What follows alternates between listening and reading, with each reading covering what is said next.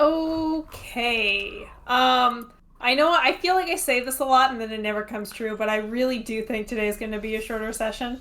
Depending on how much. Oh, we can fuck around. The thing is, every time you say that, we Then on purpose fuck yeah. around. We'll Never see challenge what chat. happens. We'll see what happens. We'll see what happens. But yeah, who would like to remind us what happened last week? We got to the village that wasn't the village we were going to. We got to Edgewood and looked around and realized that it was a different Edgewood. What? Why a different Edgewood? There's I guess it's technically a town within 10 minutes of me called Edgewood. And the whole time I was like, wait a minute. There's also a town called Edgewood very close to where I grew up. There is an Edgewood everywhere. So edgy. All on the edge of woods. Yeah. Turns out it's a common name. Mm-hmm. Anyway, there was some gambling that happened with the residents of said town. And our friends got caught cheating. Mm-hmm. And then they disappeared in the middle of the night, chasing a statue. Yeah, chasing the story of a statue. A gold statue. A gold statue, because they are greedy, greedy boys. Jamie, Mm-hmm. did you really have them chasing after gold? I mean, Jeez. to be fair, it's what we think. They could be whatever, and we will do this whole dungeon, and we will not find them. You had the two characters from El Dorado chasing after gold. I mean, to be Look. honest, they chase after everything. Look, sometimes DMs aren't subtle, and we love them for it. Sometimes you have to call out bullshit. It's not bullshit. It's No great. comment. Look, if there is no armadillo in this cave, I'm gonna be mad. Well, you just have to summon an armadillo. Just keep summoning until you get an armadillo. Hastily writes an armadillo. Jamie needs another 15 minutes. No, it's fine. She'll just say she's going for tea. That means fire is share. Sure. Anyway, we left the village on the trail of them after talking to a centaur about where the heck did you find the statues? Like, oh, a cave. Okay, cool. Let's go find that cave. And on our way there, we found what looked like remains of a Paleolithic village, basically. Mm-hmm. And some of us might have ideas about what this cave may be now. Some who is not me. That's fair. Me either, apparently. I remember nothing of this. Oh, this is entirely in my head and me vocalizing it out loud as a player. Camilo's not said anything, so don't worry about it. And we left at the entrance to the cave, I believe, right, Jamie? Yes. Yes, we did. And I do believe that you said that you cast light? I believe that was the idea, was to save on spells. Why not use cantrips? The lightning method was said to be solved at the beginning of this session. You said, and I plan to cast light, and you said, okay, well, we'll end there. Okay.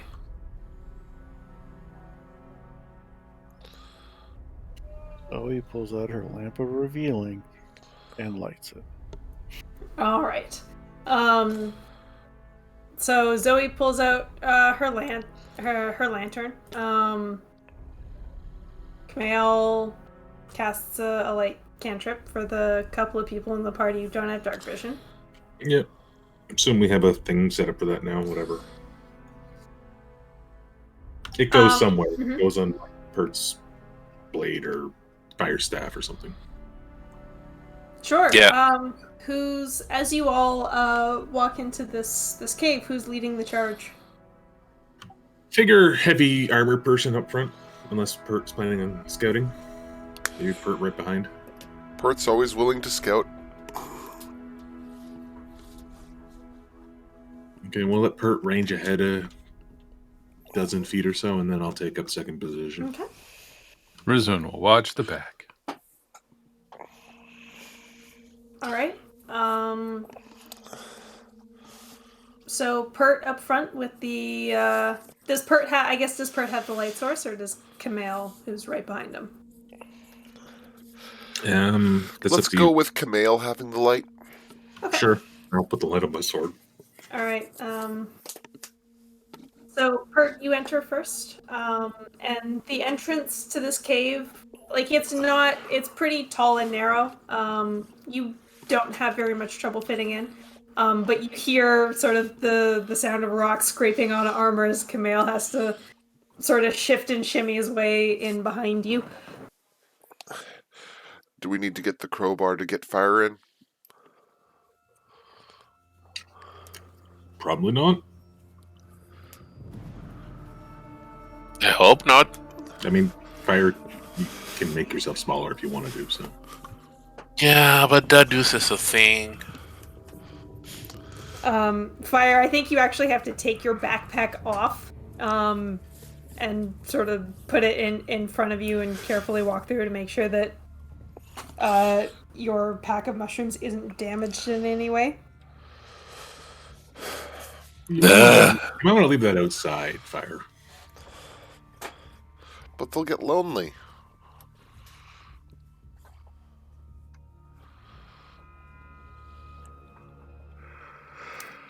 F it. I transfer I wild shape into an armadillo. And go into Zoe's lap and stuff. Does the pack transform with you? Yes. Okay. So all of Fire and all of Fire's belongings just down into this little tiny armadillo that runs up to Zoe. I mean, sure, that works too. I think Pert just kind of shrugs and goes back to the tunnel. So I'm not going to say he's using a 10-foot pole and poking everything as they go. But he's definitely being cautious because, ancient, possibly burial site or something. Probably going to be a little bit funky. Make an investigation check. Sure. Damn! Good start. So the entrance to this cave looks pretty rough and pretty natural. As you sort of poke the ground around, there is like a layer of just regular old dirt on the ground.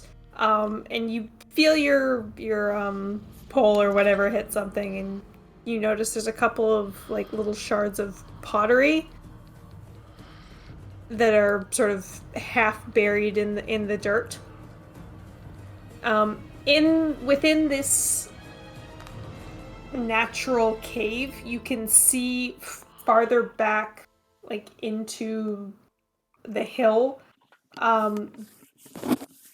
It continues on, and you can start to see where it almost looks like the stone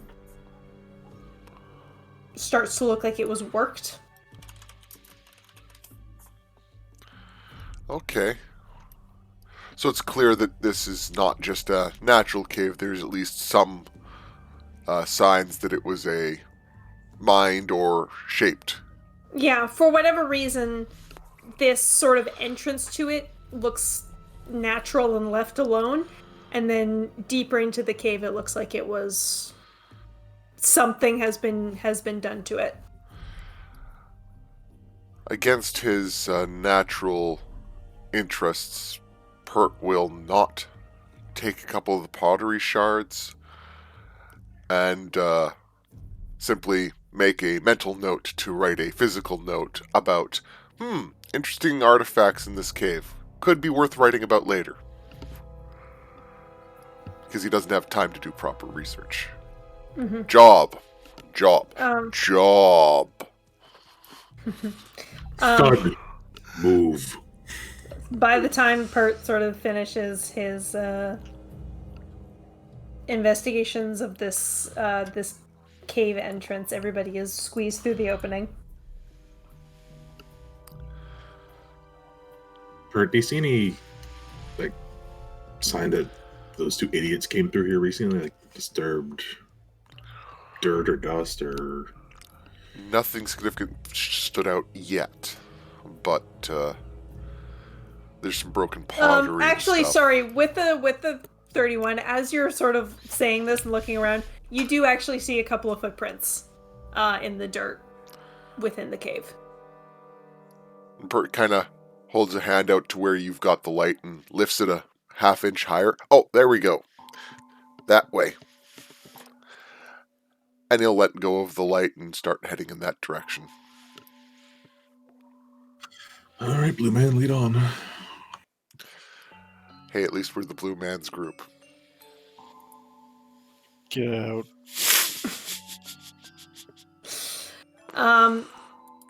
You move on past this natural part into the tunnel.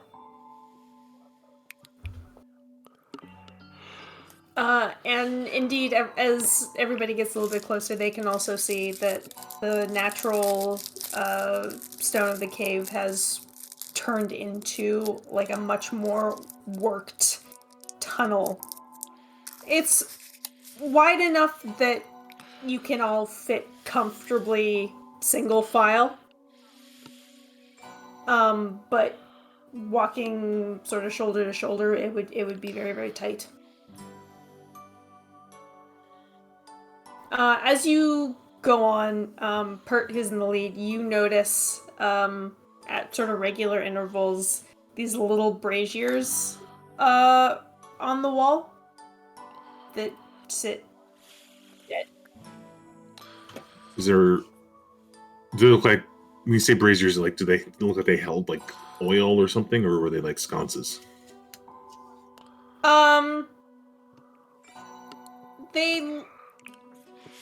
They look more like they would have held some sort of fuel, as opposed to a torch holder. Okay, I'm assuming the fuel was probably long gone. You sort of reach up to investigate one, and yeah, whatever might have been in there's nothing. It's dust.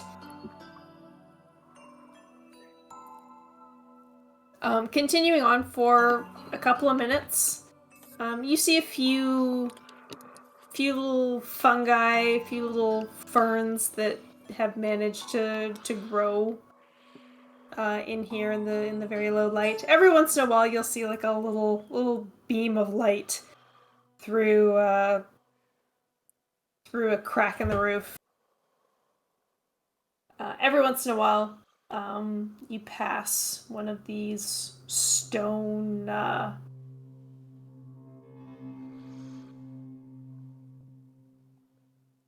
I guess a stone statue that seems to have been sort of carved out of the wall of the cave into these strange sort of faces that Like some of the ones we see in the image. yeah. Okay. So almost like a mask that sits on a pole or something. The words are escaping me right now. Do they appear like this is a long shot, but do they appear like they're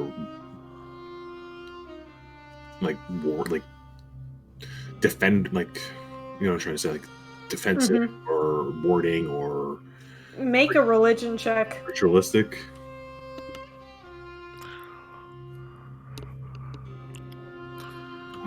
Not a clue. My religion, I don't know. Religion, the one thing Pert's also not good at.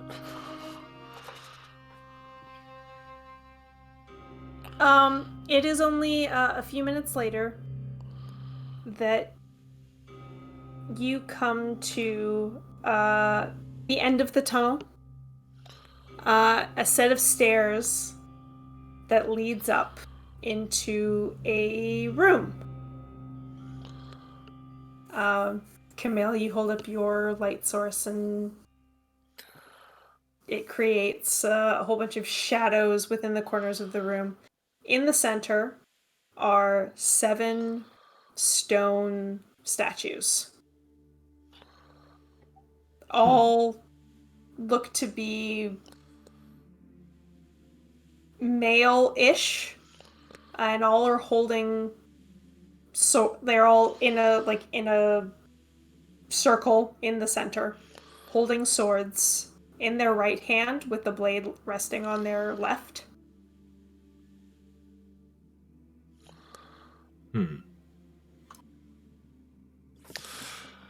Nothing like the design of the one that woke up and attacked us, right? Yeah, that's actually what I was going to ask too. Make a Comparative check. archaeology. make an intelligence check.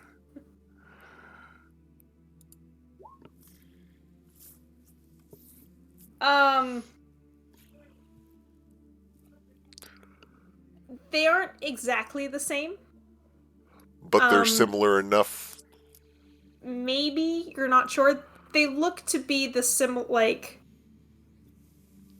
they're definitely humanoid. They're probably human like the other ones were, but it's really hard to tell.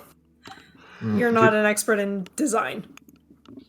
Given our experience with the last one, I will get within 60 feet, more or less, and try to see if there's anything hiding in those statues. Okay. You go up, just like the first couple of steps gets you close enough. Wait, does it? Hang on. Does it? Does it? Does it? No, it doesn't. Sorry. You go up the steps. There's only like 4 or 5 steps up into the room, and you have to get within like 10 feet of the nearest statues to sense them all. If you wanted to do that. Yeah, I'll let Pert know what I'm doing and do that. Okay. You get that close, and with your divine sense, you do indeed sense 2 undead.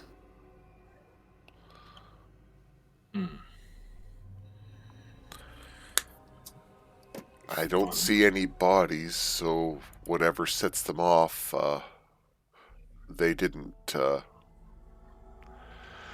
2 bumbling adventurers, finger quotes, didn't set them off, so as long as we're careful, we shouldn't either. Yeah, they probably snuck past them. I'll just go back and let everyone else know. What's the rate? Well, actually, Pert doesn't have dark vision, so you probably can't see this. Camille, make a perception check.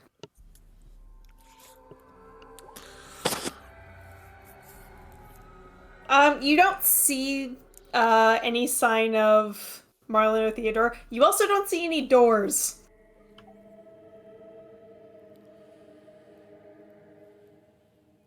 I was right.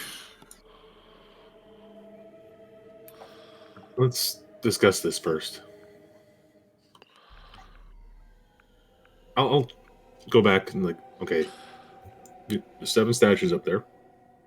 There's 2 spirits in them, like the one we encountered before. Don't see any sign of the 2 in there. I didn't see any doors. They could be hiding in the shadows. They could be, I don't know. How do we want to approach this? Do we want to try to sneak into that room? Because those 2 obviously, I didn't see any pools of gore on the floor that would represent the remains of 2 humans. So they either got past it or never came this way. But I don't know where else they would have gone unless we missed like a hidden passage or something. I transform back. I hope you got off Zoe's head before you did that. Oh! It's a yes. Just like, okay, Zoe and Fire on a pile on the floor. This tiny little pink fairy armadillo just turns into fire. No, I care for Zoe. So I have an expensive spell, but I could find out if they are. Oh no, it's not expensive. It's a ritual. I can ritual cast and see if they have pass here. That might be wise. Give us a better option. I mean, we should plan for the fact that those statues, if we can't get past them, they will attack us. But ideally, we can hopefully get past them without triggering them. Alternatively, neutralizing them would make this a safer place for all others that might eventually come here. So Zoe lends Fire a spare set of maracas, and together they start ritual casting. Zoe does detect magic. While they are doing that, Mhm. Rizwin asks Camille which two of the statues have the undead in them. Just kind of just chalk it out on the floor in the dust. They're in. I'm assuming they're like in a circle or something, Jamie. Yeah. So there's 7 statues in a circle. It would be the farthest one from you and the second one on the left. Okay. Cool. So Rizwin is going to do a little scouting if everyone's okay with that. She walks up the stairs to the first, near the first one on the right. Mm-hmm. I would like to both look around the room for any signs of our idiots, if they came through here and which direction they went. And I would also like to inspect the statues to see if any parts of them move in any way. Okay. Are you trying to be sneaky? Or are you just waltzing up? I am attempting to stay as far away from the ones that we have identified as potentially being alive. So Okay. I guess I'm not stealthing, but I'm maintaining distance from the possessed ones. Okay. Is that Make investigation, perception? Yeah, make a perception check.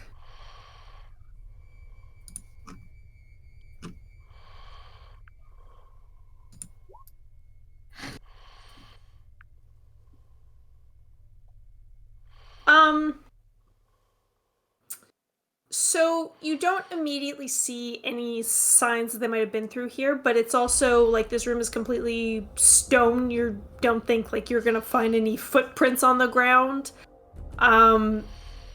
There's no like packs lost or trash left behind. No immediate signs that they were through here. You notice that a couple of the statues, especially sort of the first 2 on the right, look fairly worn down. Like time has not been kind to them. Also, you hear the sound of stone moving. And the 2 statues that Camille pointed out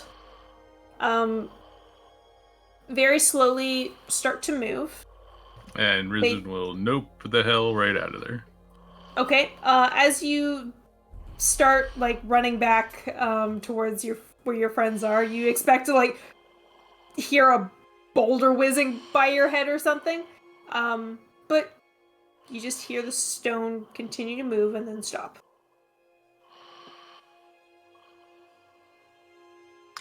After it stops, she will quietly, so I guess maybe a stealth roll at this point, just peek back up over the edge to see did they like go back to where they were or what?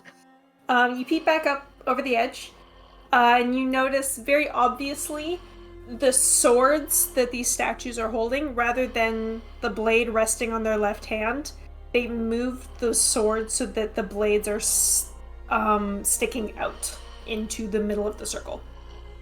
Is it all of them or just those 2? Just those 2.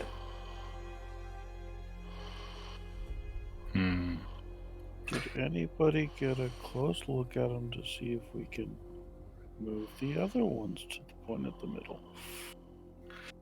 Yeah, well, that's what I was examining the statue on the right for, to see if, like, the wrist obviously moved or the arm or anything like that. There was no like obvious hinge or break in the stone that would indicate that you could move it. Okay. I will return to the others then and say they moved the swords.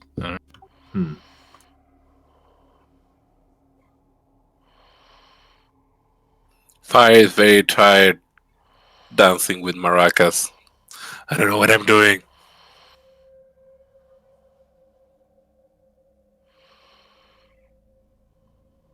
Let's Zoe, you are casting Detect Magic. Yes, please. Okay, it's a 30-foot radius. So where you are, you sense no magic, except from, your party. I feel like at this point Zoe just can ignore that. Okay. She's done Uh, it enough where it's just not a thing. I have a question about I don't know very well how ritual casting works. Mm-hmm. It takes 10 more minutes of the normal casting time. Yes. I have to have it prepared for the day, Yes. but if I ritual casting it doesn't use a spell slot? Yes. Okay. Then I ritually commune with nature. Oh, okay. Can you pop that in chat, please? Thank you.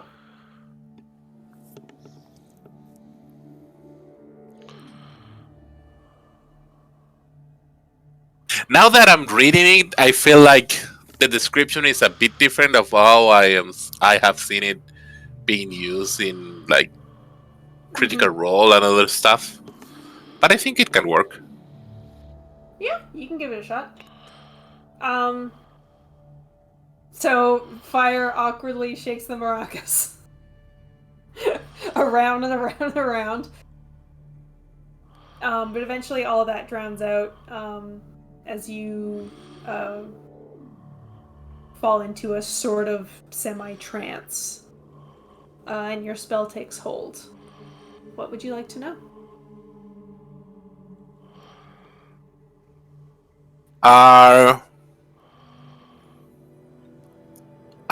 It has been in the past day or so, two humans, they're humans, right? Yes. Two humans pass by this location.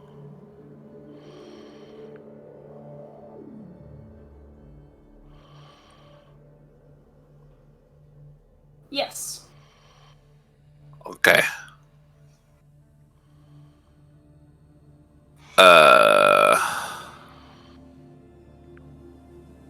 Are they between the 3 miles that I can tap into it right now?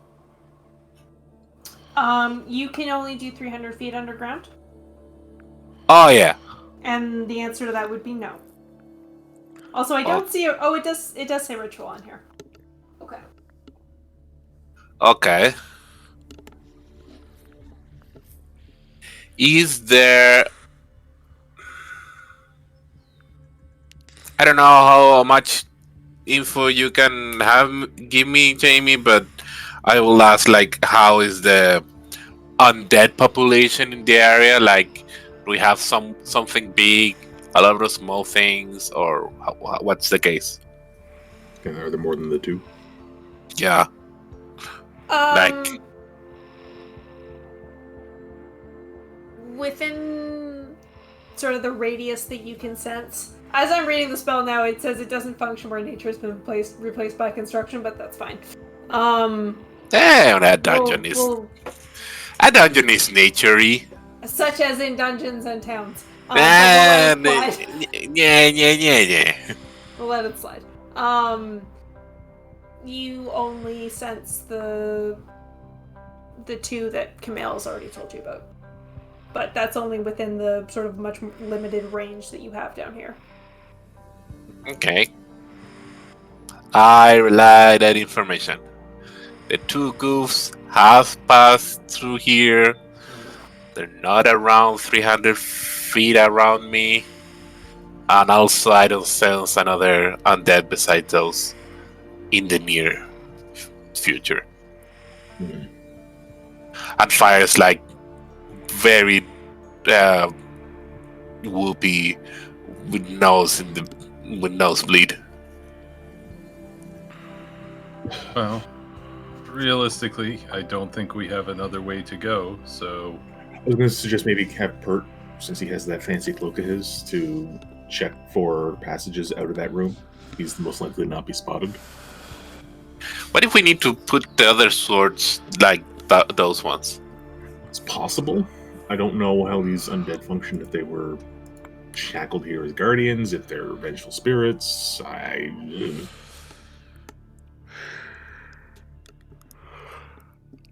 And I don't see any plaques written in a prehistoric language I recognize suggesting right hand, left, sword towards fire, good. So I think we should just investigate the room a little closer, and if it comes down to dealing with the spirits, it comes down to dealing with the spirits. We'll pull up his hood. I second that idea. Yeah, let's let Pert just scout the room first, and then we'll enter the room. Okay, so Pert's going first? Yep, and he's going full stealth mode, and he's avoiding the two that he's been told are possessed. Mm-hmm. Okay. Give me a stealth roll.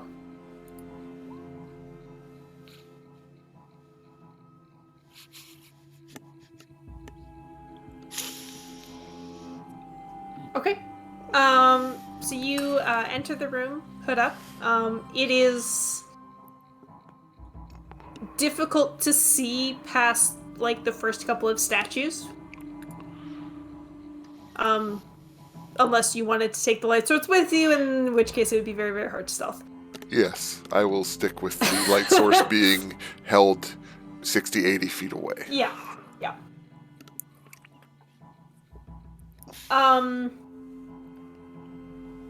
Where do you go, and what exactly are you looking for? So, I'm going to go to the statue that's the closest to the door, but the furthest from the other statues, and I'm going to check to see if there is any kind of mechanism or jointing to allow it to shift or move.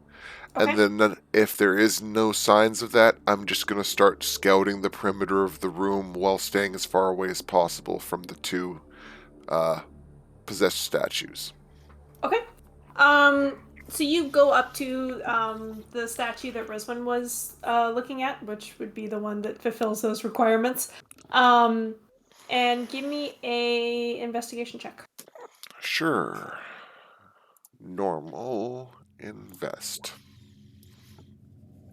You also don't see any seams in the stone, any mechanisms that might suggest you have a way to like shift parts of it around. As you're examining, you hear just a very, very slight shifting of stone echo through this room. And Pert will risk it and start the search of the perimeter of the room, keeping an eye to see if either of the statues start to make an aggressive move.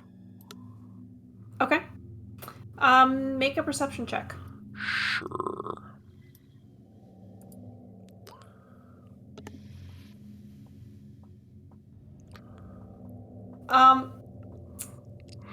Examining the perimeter of the room, there you do notice there is a tile near the back of the room that feels a little funny when you step on it, and you think there might be some sort of like trigger underneath here. But when you step on it, nothing seems to happen.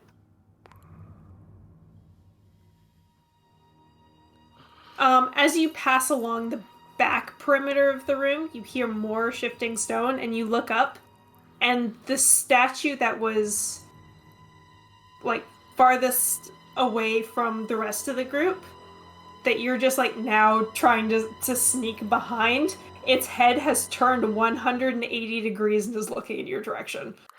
And that's where Pert nopes and starts going back towards the rest of the group, but drops on purpose his full water skin onto the mechanism tile just to see if the weight causes an effect as he's exiting the room. Okay, you drop your water skin onto that tile, and you don't notice anything. The water kind of... Do you leave, like, the cap open? No, it's sealed. Okay, then yeah. I'm doing It the just Indiana sits Jones thing, just not with a extra weight, just with the water skin. I mean, you stood on it, and it didn't move. Your water skin ain't that heavy. No, I was just hoping it might be a pressure plate that was a hold plate, not a... But that was just a... Let's try something while I'm getting out of the fucking room. Yeah. They're quick enough to catch on to me. There's definitely some kind of mechanism because I found one trigger tile, but by itself it doesn't seem to do anything. It might be that there's a second trigger tile or else a mechanism that's unlocked by the trigger tile. But with the undead spirits in the room, it's it's hard to investigate further. I think we should just deal. So I think we should just enter the room and see what transpires. Just dealing is my plan. Yeah. Unless someone else has an alternative. Yeah, I think we're taking too much time in this. We just need to deal with it. Yeah, I think we should just go in and see what happens. Don't be aggressive at first. And just go from there. Okay. Pert will guide Camille when we go back in. I'll show you where the first trigger tile is. I'll continue searching the room while you watch that trigger tile. Stay near the trigger tile. I'm wondering if potentially the statues pointing towards the center could be part of what triggers that tile. Okay. So is everybody going up the stairs into this room? Sounds like it. Yeah, me, yes, at least. Okay. Yeah, I don't see why we wouldn't. There's been nothing to indicate why that we should stay back. Okay. Everybody walks up into the room. Yeah, in fact, let me move you here. I dislike the fact that they are numbered. It's for ease. It's a for plus. ease. Don't worry about it. Uh-huh. So, it is number 1 and number 6 that Camille sensed the spirits in. See? Ease. The trigger tile was over here-ish. The trigger tile, it's this one that looks a little bit different over here. I don't see it. Ah. Oh, okay.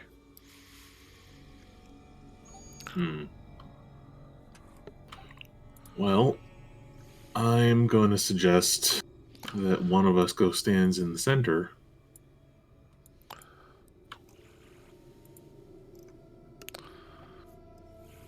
Clearly, this is a job for the princess. Is this, Jamie, to remember, all the statues have the sword grabbed with their 2 hands, and the one with the ghost, the undead, have the pointing in the middle? Yes. So as Rizwin walks towards the center of the circle, she just tries to move the sword on number 4. Make a strength check. I need a character sheet to do that. Character sheet in 2020. You try to like lift the sword up out of the left palm of the statue's hand, and you cannot. It's seems to be pretty firm there. Solid piece of stone. Mm-hmm. I come Okay. here and examine the statue. Give it a good sniff and a lick. Tastes like stone. I am. If no one's doing anything else, I'm going to. Okay. Has it been 10 minutes since No. casting? Is there any magic?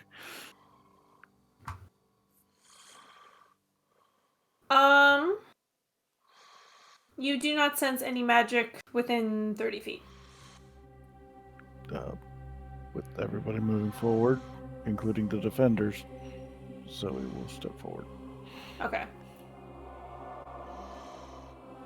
As you get a little bit closer, you do start to sense magic from this statue over here. Which one? Wrong Number 6. layer. Oh, I'm on the wrong layer. Number 6. And that's the one with the Yeah. spirit in it. Yeah. That one and Shot number her. one. Hey, it's a spirit, right? I mean, it's undead, but it might be just a spirit. Amma, what if you try to talk to it?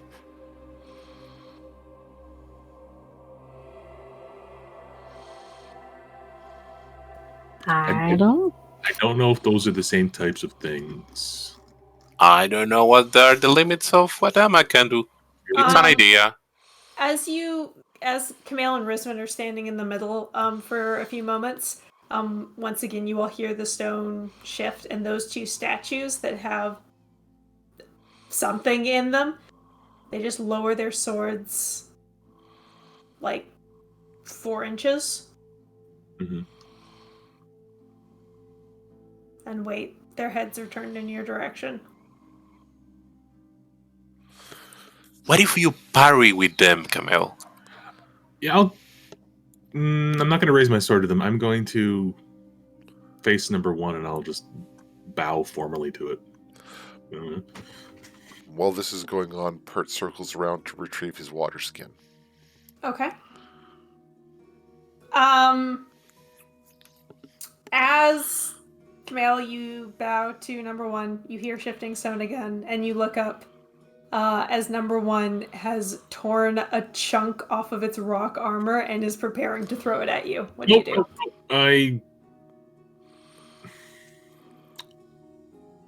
Does it look like it's actually going to attack me, or is it like scared of me? Like it's a fucking statue. I don't know if it's scared of me. I will back up. Back up about 10, 15 feet.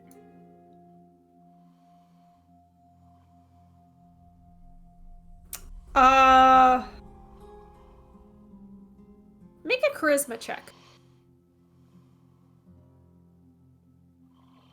Average. No, it's still gonna throw the rock at you. Try to get my shield up in time. No. You easily parry it away with your shield.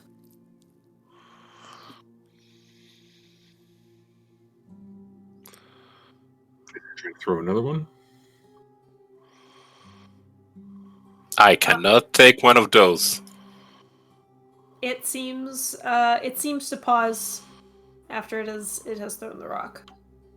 Pause as in like just in mid, like just reset, or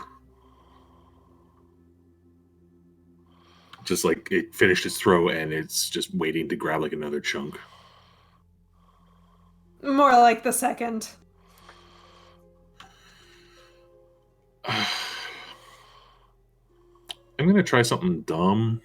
Okay. I'm gonna try to say is in Celestial saying, "We seek to pass. We don't seek to disturb or disrupt your slumber."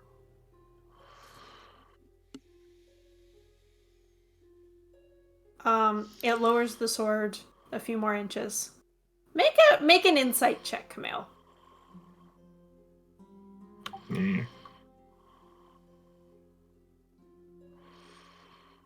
the way it's like, it's hard to tell because it's a fucking statue, but the way it's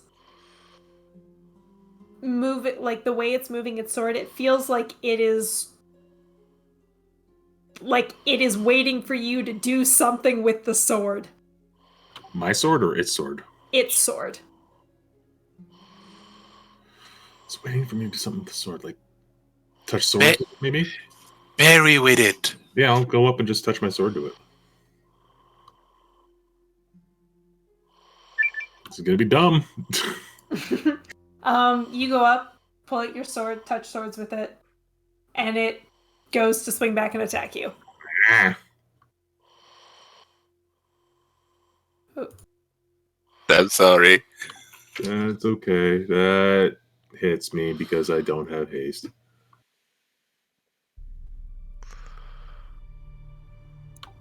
Ow. Can I grab the sword? I don't know, can you? Let's find out.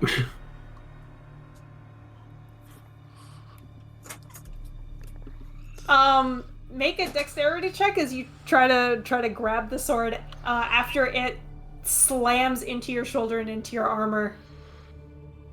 Despite the fact that you cannot, although you give it your best shot, despite the fact that this is a big ass, like, stone sword, you try to reach up to grab it as the statue pulls its sword away, and just kind of like get your hand cut on it, taking like 1 more point of damage.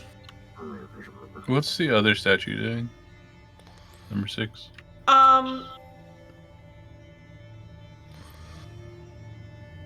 It seems to be just sort of waiting with the sword out.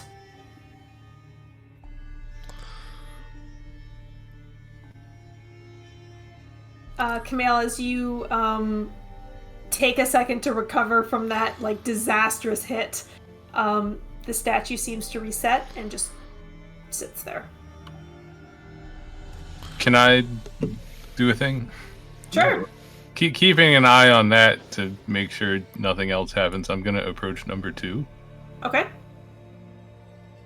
Is everything staying still? Yep. Who is an active statue? Well, yeah, no, I'm watching 1 and 6 to make sure they're not moving while I approach 2. Oh, okay, gotcha. And it's hard to tell, is there like a pedestal, or are these just feet on the floor kind of thing? There is a very small, very slight pedestal. Okay, I would like to put my hands on that pedestal, rage, and attempt to push it. Make a strength check.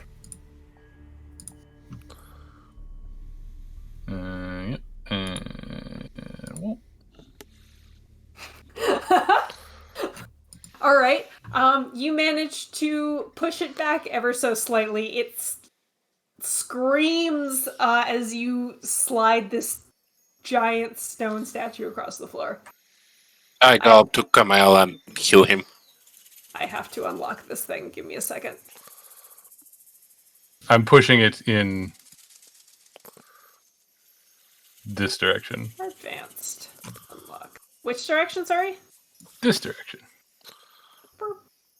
Pert Damn it. grabs his water skin. Kamal, I heal you. I thank you. Rizwin, as you do this, you sort of stand up and look at the second statue, and it doesn't seem to have moved. But you do hear sound from behind you, and you notice 2 things. Statue number 4 has now moved its sword up and out to mirror the position of the other statues. And number 6 has torn a chunk off of its side and goes to throw it at Rizwin.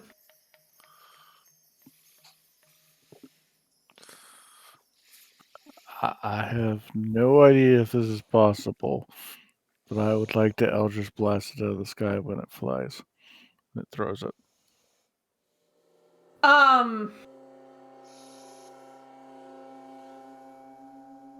Okay, make an attack roll.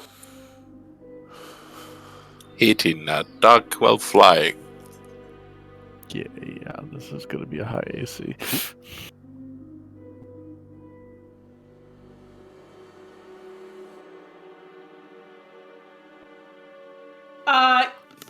Your Eldritch Blast just falls a little bit short. Sorry. I missed it by 1.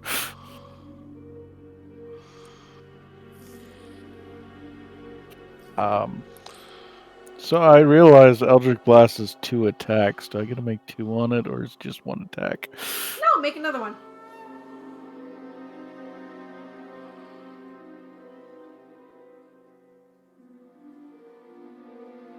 Lol. Nuts. Just a little bit ahead and a little bit behind. Does 16 hit Rizwan? Yeah. You are still raging. Yep. So you take half that. Can Rizwin attempt to pretend like that didn't hurt? Sure. Make a deception check. I don't know if statues can tell that kind of thing or be scared about it, but it's not bad. Zoe sees right through it. Yeah. Yeah. I don't care what y'all think. I want the statues to think it didn't hurt. I would like to attempt to push 2 again when I have the chance to make an action. All right.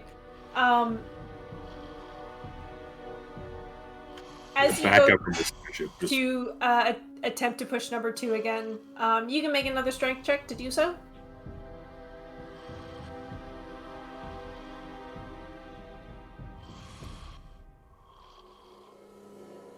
You are unable to move it this time.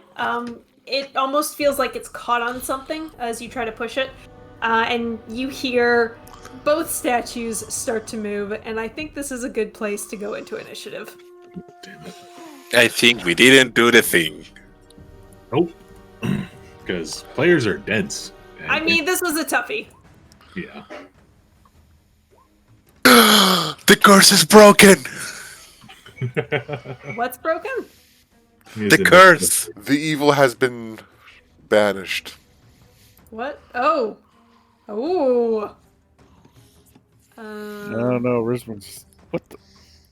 I have been having shit initiative for the last year. Hang on. No.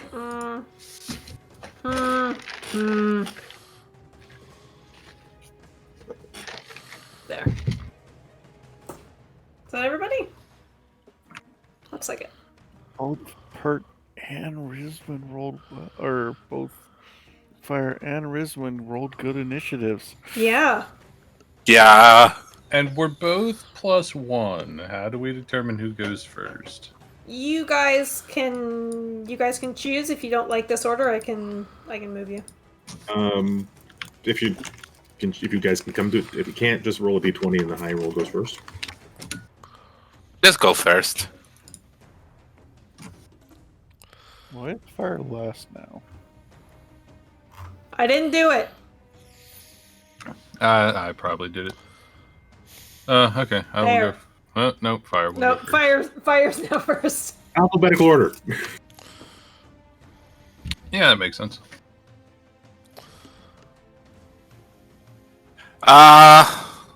Is it 3 of them that are moving now, or 4 of them?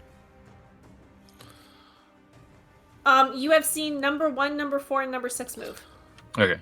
and then you have moved number 2. I really want to Rizwin to be first. Okay. We can swap. I don't care. Motherfucker. There. All right, Rizwan, you're first. It appears that these other 3 are taking more aggressive actions at this point. Make a quick perception check.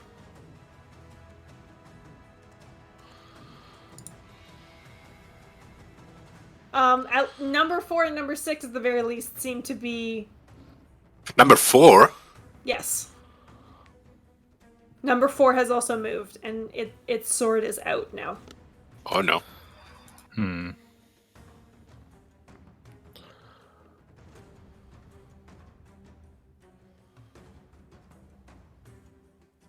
Blah. Let's see here. Rizwan will, I guess, just shout out real quick. There is a third one. Are we fighting? I don't know if people can answer at this point. I don't know. What are you doing, Rosen? I will attempt to make gravel. Okay. This one right here. Not Great Weapon Master. But yes to Reckless. And Womp. 19 hits. Let's, for a bit of fun, attempt to make this thing drop its sword. I don't know if that's possible. Let's find out. I don't. Not real. Like, it. The sword is not a separate piece of stone from the statue, let's say that. Okay. Let's have this argument. To toss rocks, do they move the finger like fingers? So, Yes, but they're moving the other hand is the problem. Does this one have a rock in its other hand? It does not. Okay. Let's make some more gravel. I'll try Great Weapon Master this time. this Warhammer should make a very hefty noise. 22. Holy moly, that hits. Not superiority die this time. Womp. No, that's more than the last one. Plus Great Weapon Master? Yeah, why didn't it do that? Yeah, 10 more than that. Cool. Sorry, I don't know why it didn't do it. And I will... Let's see, I raged last turn, technically, right? So I can still bonus action this turn? Yes. Okay. In that case, I will do Second Wind. That's it.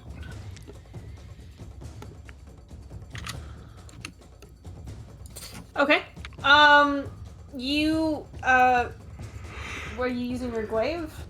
No, Warhammer. Nope, I was using the Warhammer. Warhammer is non-magical, correct? That is correct. Oh, But it is also math bludgeoning. now. Doesn't matter. 6 and 12. I will add 18.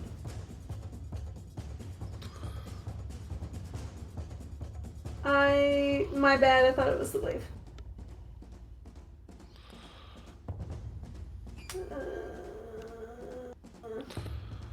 Assuming it's halved, it's 18 damage. Okay. You start smashing this thing with your warhammer, and you do see some cracks start to form, but it seems resistant. I just realized, I'm so sorry, Ty. These statues are slightly magical. Just that the statue with the spirit in it is more magical. They're all magical. I told you this 30 seconds ago. My Don't bad. worry about it.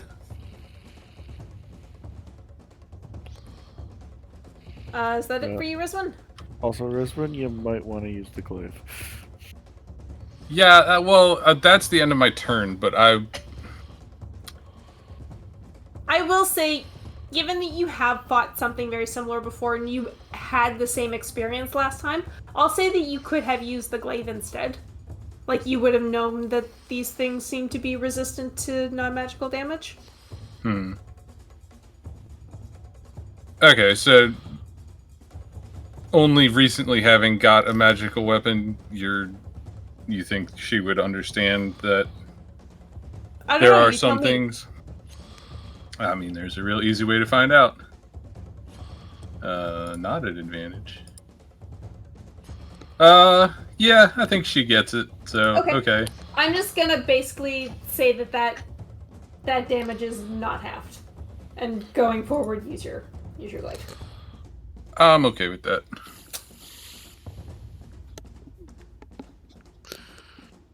Fire. Screw it. I cast Wall of Beef. I want Wall of maybe. I want 16 of whatever you give me. Beasts. 16 1/8. 1/8. I don't have 1/8. 1/4. I was 1/4. wrong. 16 of them? Yes. Roll a d5, please. Oh, fantastic. Bombs. All the way down.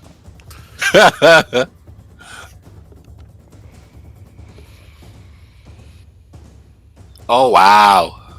We're gonna take a 2-minute break while Quasta sorts his stuff out and I go to the bathroom. Sounds like a plan.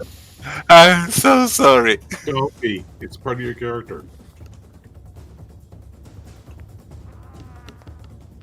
The heck is that? What the hell are those? Giant lizards.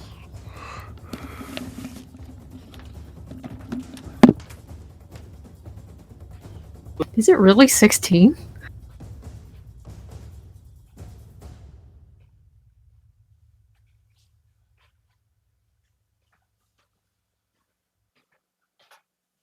Yes. There's not enough room on the map for 16 of those. Yes, it's really that amount. Because I'm casting it at 5th level. Ah.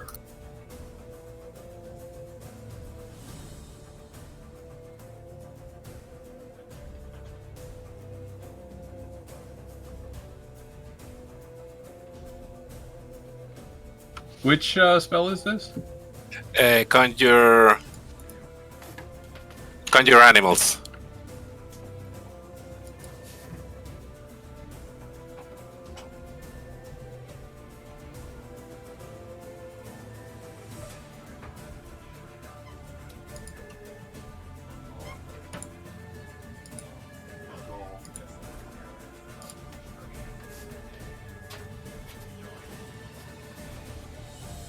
It's normally 8 of 1/4 CR, but if I cast it at 2 spells higher, it doubles.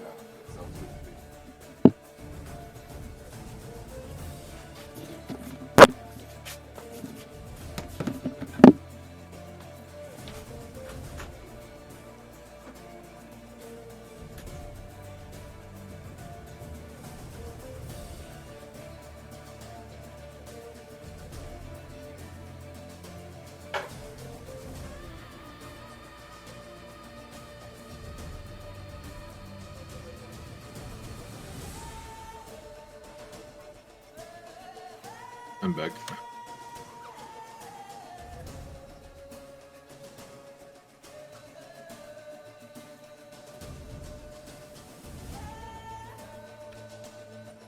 What's its constitution modifier number of minutes to be able to breathe under lizards? What a wall of is this? Wall of scaly chicken. Wall of tastes like chicken. I'm back.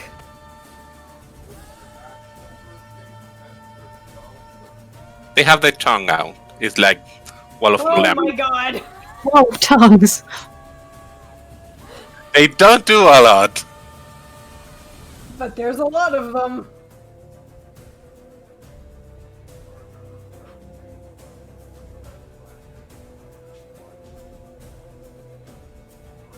Okay. So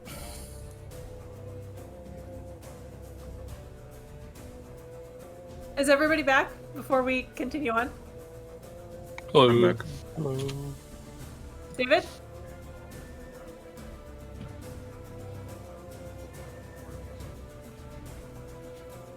No, David.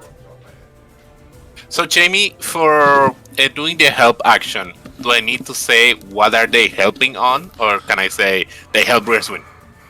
No, you have to tell me what they're doing to help.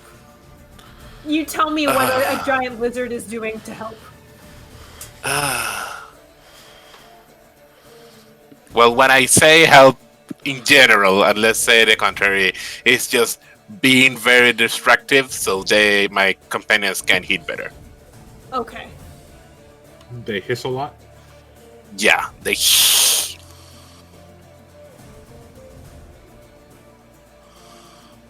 Let me just think for a second.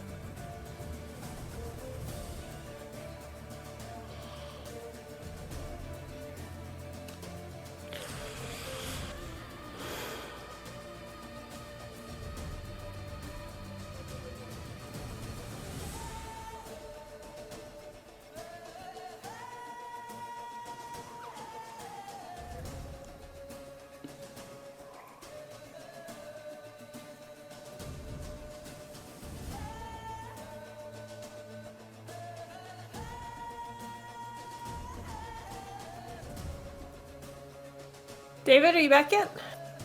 Yeah. All right. Costa?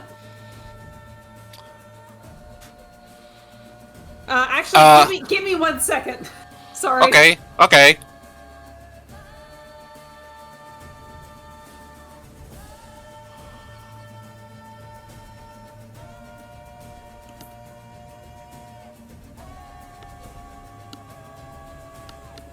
This is a lot of lizards. Princess Bride memes are awesome.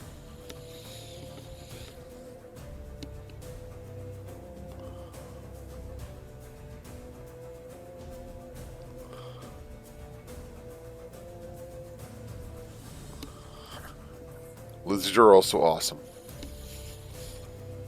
They blame at you.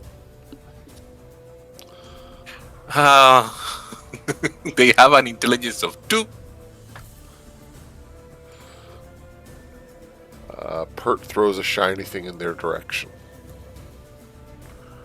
They stampede over one of the statues, and 3 of themselves. Jamie?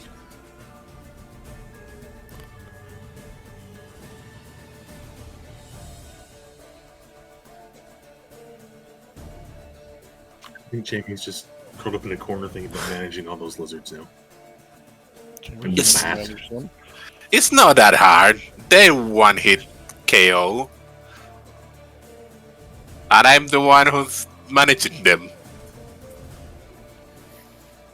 Okay, so she's regional manager of the lizards. Okay, sorry about that. I had something in the crock pot that was starting to smell like it was burning, and I was correct. Oh, Jesus. Yikes. It's fine, I got to it in time. The edges of the fish are just gonna be a little bit crispy. I can't wait to see the pictures. Okay, please continue. Okay. Green 6 and green 5 are gonna help Camille and Rizwin on trying to track number 1. Okay. And they do that by literally scaling up on the thing and try to boggle up the hands and cover the eyes and whatnot. Okay. Green 9 is gonna do the same for Pert. Helping action doesn't do anything like for imposing disadvantage, right? Helping actions gives advantage to other people. Yes. Okay, so then this one is gonna help Melas on this one, and this one is just gonna stand here so he's not the one on front. And they're gonna try to numb a bunch of statues. Okay. So 2 to number 6. The second one hits. Um, 2 to number 7. Damn, you're rolling well.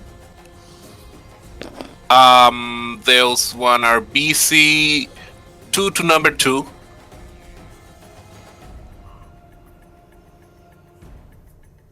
One hit. Yep. 4 to number 3.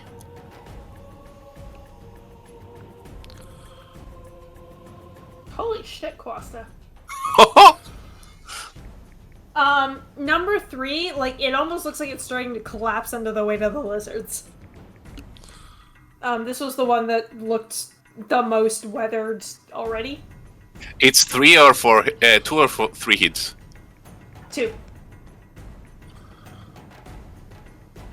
1 to number 4. It's a miss. And 1 to this one, I don't know the number. 5. That misses. Okay, that's the lizard's turn. Okay. Emma.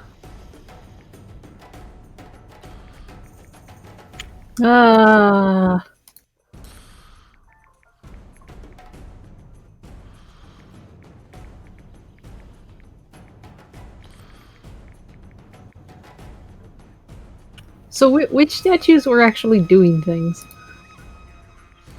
You saw number 1 attack Kamal. Also you saw number 4 and number 6 move.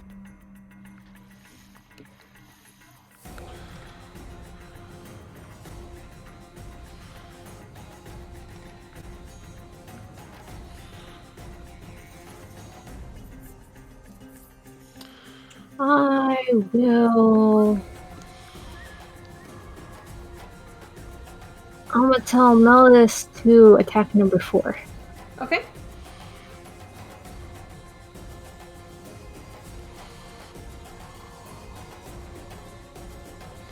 Now the lizard that's on number 5 is primed to help. Yes. Yes, I was trying to help Melas on number 5. But it doesn't matter, it's not a big thingy.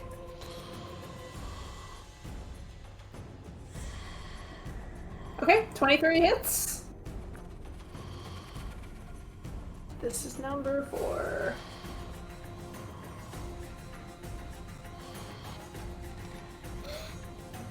I suppose they're half damage because non-magical. Mm-hmm.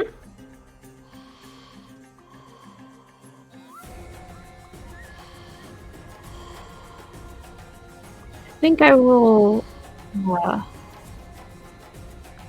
I keep doing these things out of order, but bonus action,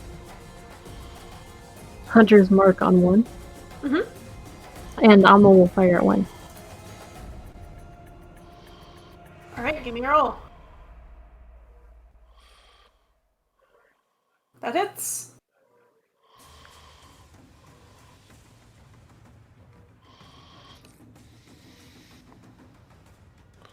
Alright, your arrow finds a crack that Rizwin had made and makes it quite a bit larger.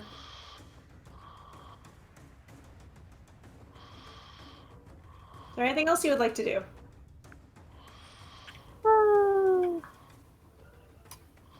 Just step back a little. Okay. Number 4, the one that just started to move its sword, kind of turns its head towards this lizard that's crawling up over it and swings its sword down towards the lizard. Uh-huh. That's a dead lizard.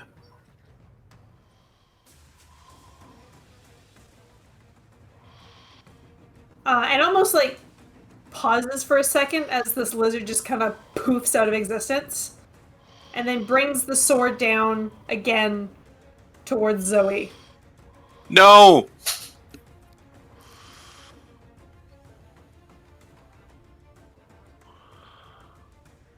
That's a miss. You nimbly dodge out of the way as the wind from this giant sword ruffles your hair.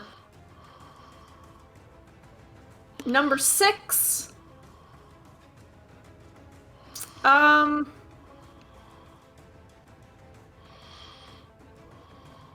Is going to attack Lizard Green 2. Okay. Dead lizard. And there's also a bit of a pause as the lizard poofs out, and then attacks Green 1. It's like a weird boss. Looks like it's a retargeting. And that's its turn. Pert. Number 1 doesn't do anything. Number 1 does not do anything. And number 2 hasn't done anything either. And it's been pushed back by Rizwin, and that's it. And number 5 over here was the one that was really beaten up, right? That's number 3, but yes, that one's already pretty beaten up. Okay. Then Pert is just going to use the lizards as cover and scoot in 5, 10, 15, 20 feet and try to bonus action stealth followed by stabbing the statue from behind with his magic rapier and hope that his rapier doesn't break. Okay.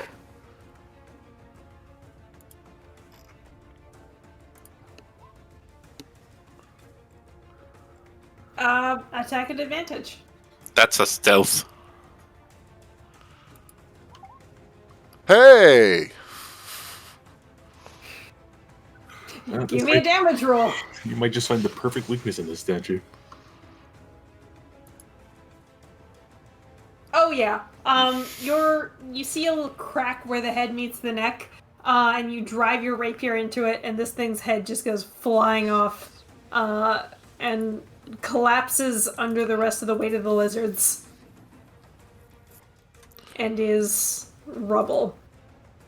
Just gonna move it to a different layer.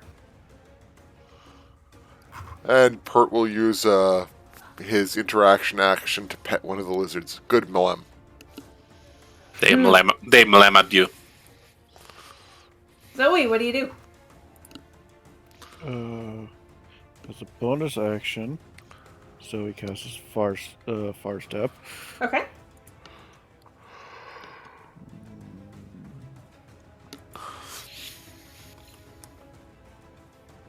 There.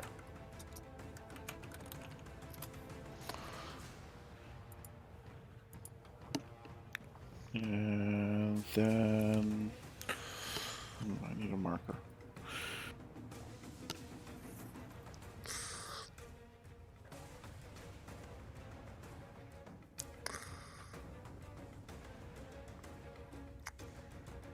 Why is there not one that just is boots?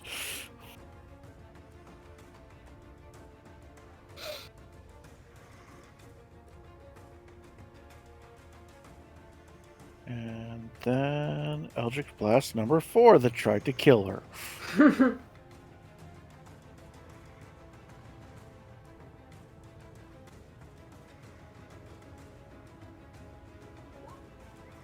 Those both hits. Very nice. Now watch for the next 10 rounds as Zoe ping-pongs around the map. 9 rounds. Alright, Camille. Haste.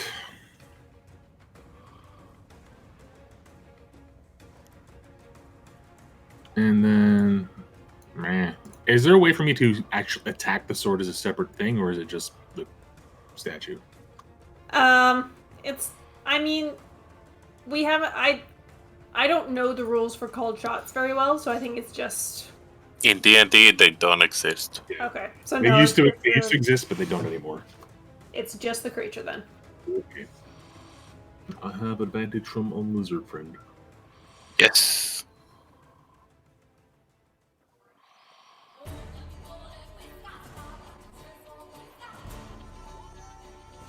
Holy shit, you guys! You know what's coming, right? Uh huh. Smitten. Does it count as undead while it's in the statue? No.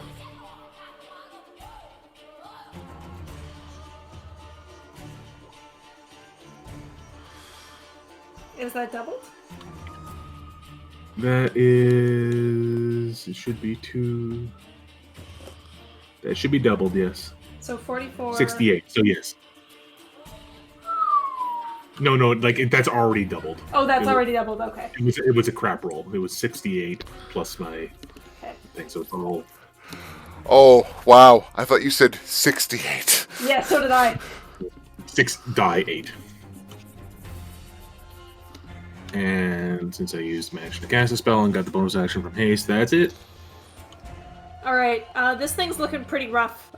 You lob off, almost lob off one of its legs. Rizwin.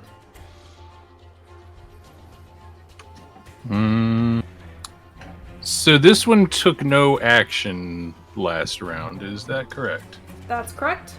It's still just standing there with its sword out after having bashed Kamal real hard.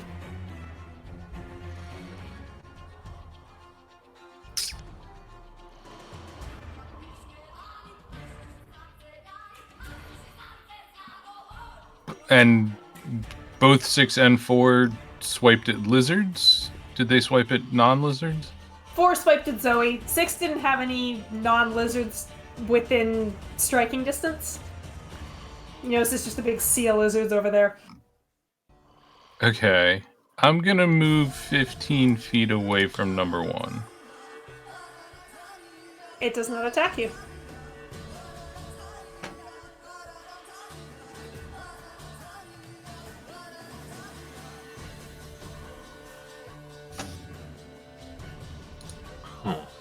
Hmm.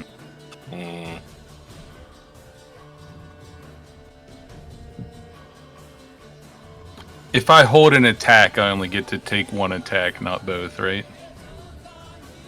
I think so.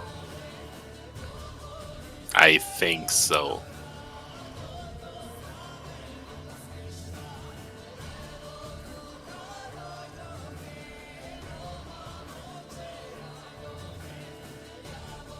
Yeah, the ready action lets you take the attack action on someone else's turn, and thus the extra attack does not apply.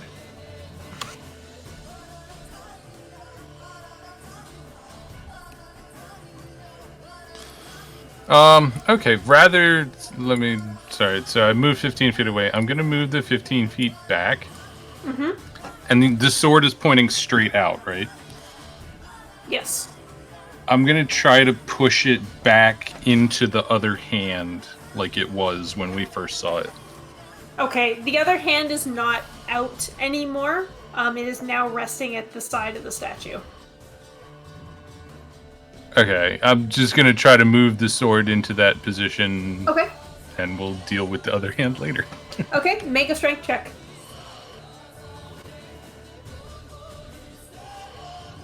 I am still... Yeah, I'm still raging, so that's an advantage. Mm-hmm.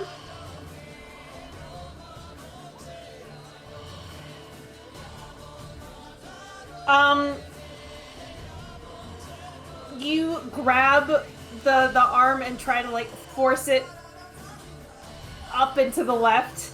And as you put your like raging weight into it, you hear a crack. Oops. Did you broke it? You are now holding a stone arm and sword. Well, I guess that's one way to disarm it. We're doing the hard way of disarming the trap. I mean, we already broke the thing. I'm gonna say you do a little bit of damage to it.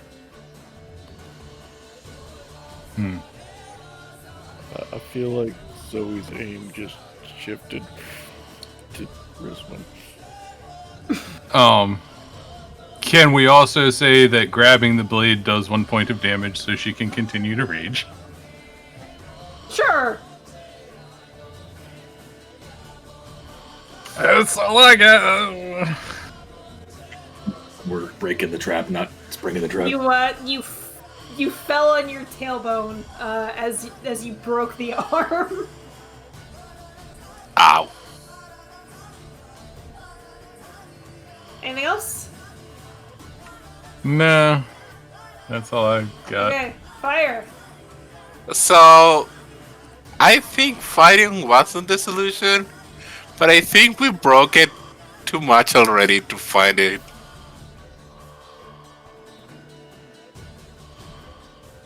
I think you're wrong. I think fighting it when it started to hit us for 40 damage was kind of a requirement. Yeah, that checks out.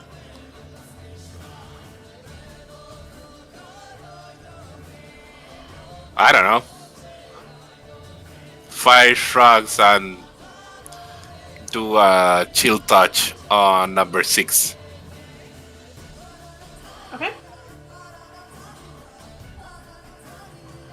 That misses. Of course. Lizard's turn.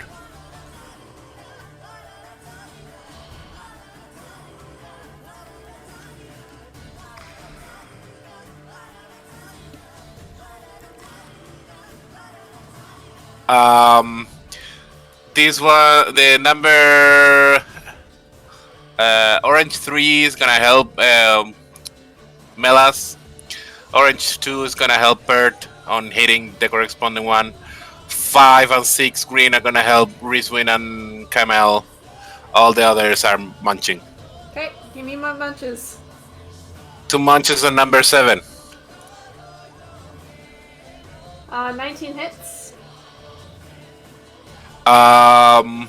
3 munches on number 2.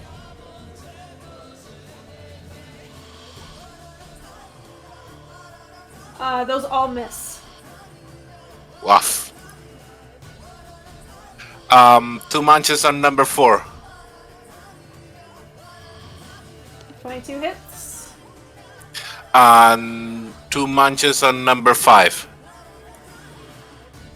21 hits. That's me turn.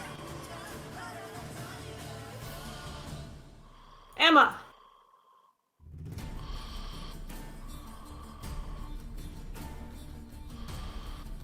Melis will act. Does Melis have advantage because of the help? Or? Yes.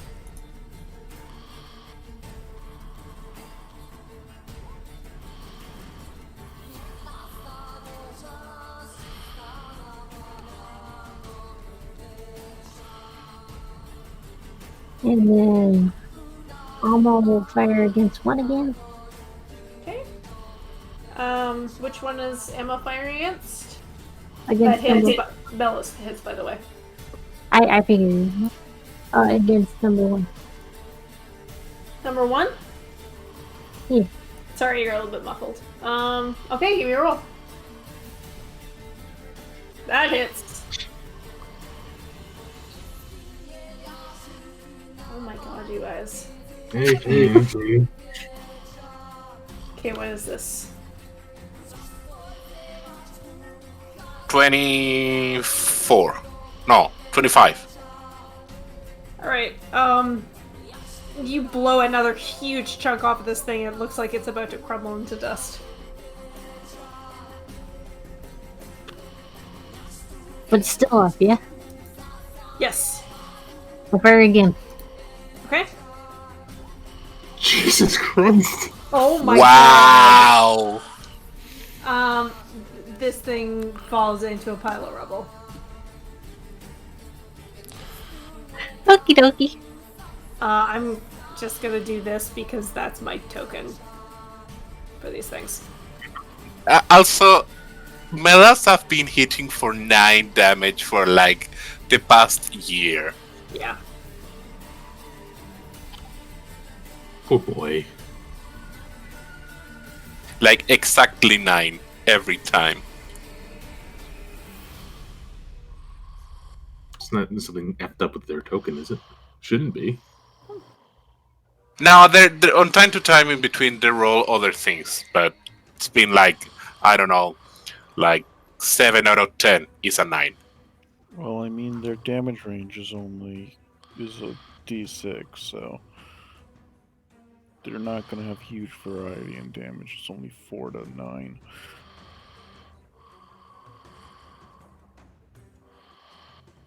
Okay. Number 4 once again brings up its sword. And there is only it seems to ignore the lizards. No. And there's only one other thing within its range.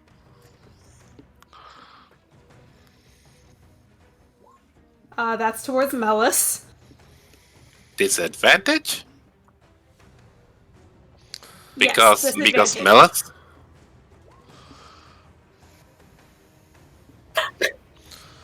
I mean, it hits. It doesn't take Melis out. Melis pretty sturdy. And then swings its sword again towards. Is that where the owl is, Zoe? Yes.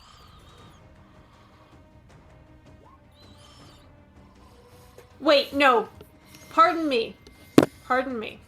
It swings towards Melis, gets a really solid hit on. And you hear Melis like yowl and back up a little bit. And then it returns to its sort of resting position with the sword out and stops.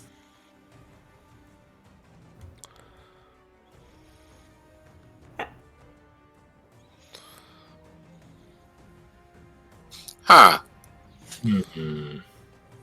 Number 6 Huh. takes a chunk off of its leg and throws it towards fire. God damn it. It's low damage. Yeah, I'm fine. Please roll me a concentration check. Yeah. Oh, no. Yeah. Woof. That checks out. That concentration checks out.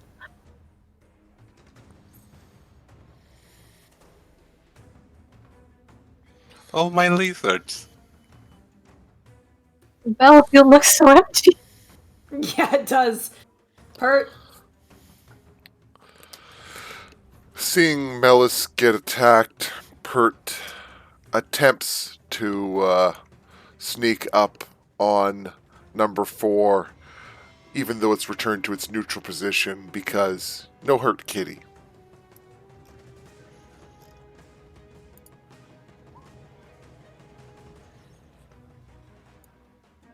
Okay, roll at advantage.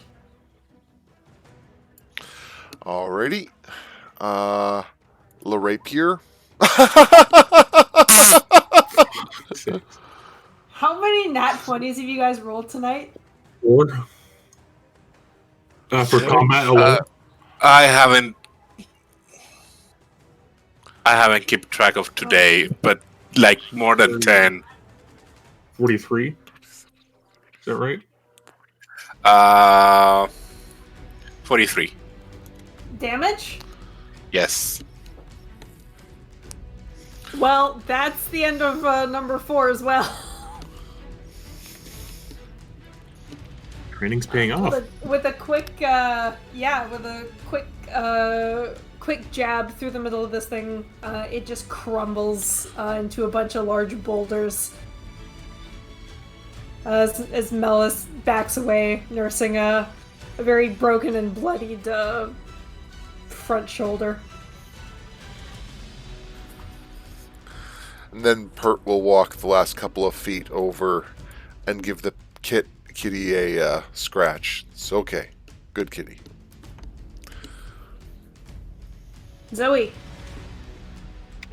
First question: how bad is Kitty? Kitty Definitely is- can't take any more of those hits. Yeah, Kitty is bleeding. And is there any? Because 1 second, I need to double check if something's concentration.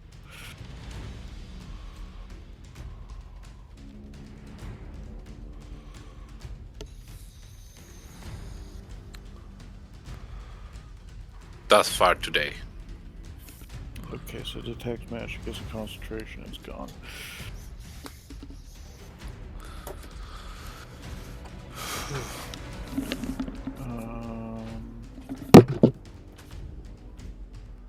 So which ones still have a sword sticking out? Just 6? Make a perception check.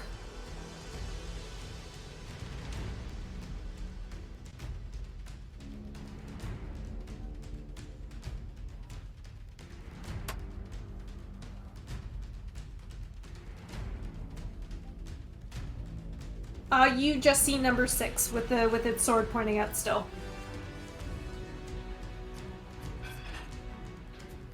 Okay. Well, since it's sticking out but it hasn't attacked or moved, I'm going to take a pop and a step and a touch. This is weird. Zoe rarely actually touches what she heals.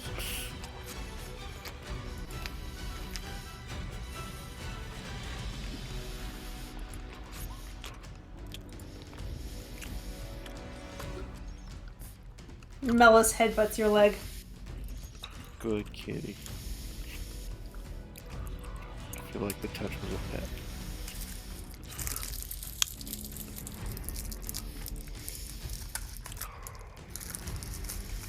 Is there anything else you want to do, Zoe? No. I will go help fire. Alright. Kamal. The statue in front of you is now in very large chunks on the ground. Well, the only one I know is moving is 6, so I'm just gonna go over to 6 and hit it or let it hit me at some point. Okay. Should have helped Camille. That's fine. Yep. 19 hits. Shouldn't have been an advantage, my apologies. 19 still hits.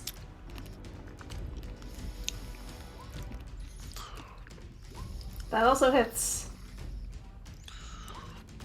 That misses. It's 22.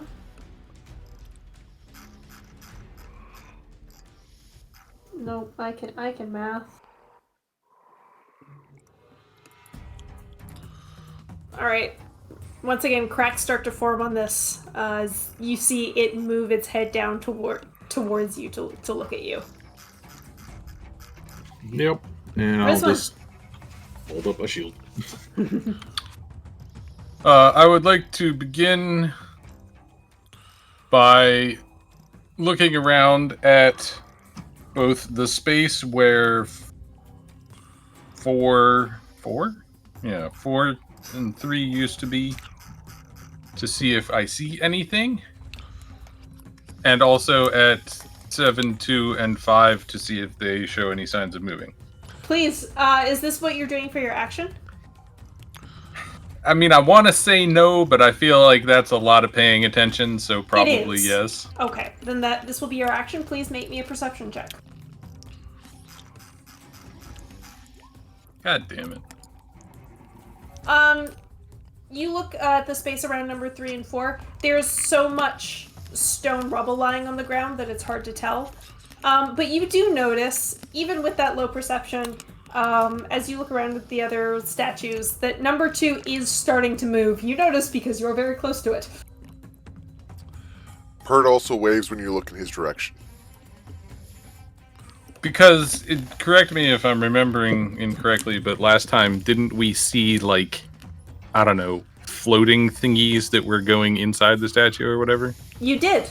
There were Goasts, yes. Okay.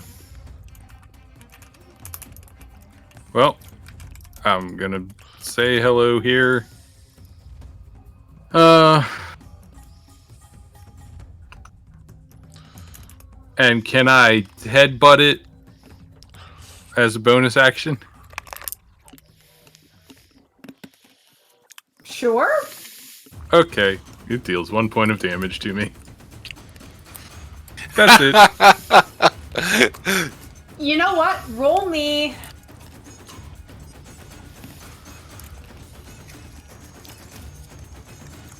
Roll me a d8.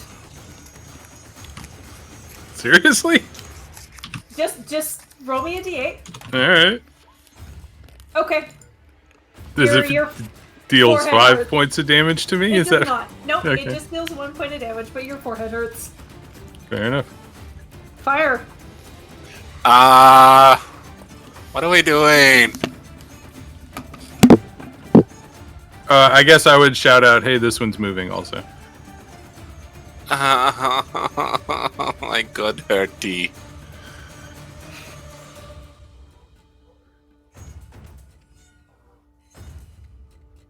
I'm going to activate my spores. And just hidden step and be invisible. Okay. Fire turns invisible. Emma.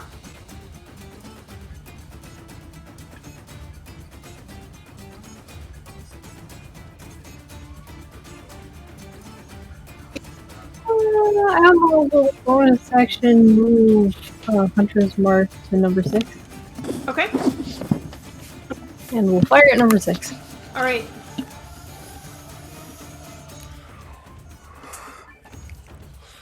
That hits. Ooh, 6 and 9. Nice. And we'll fire again.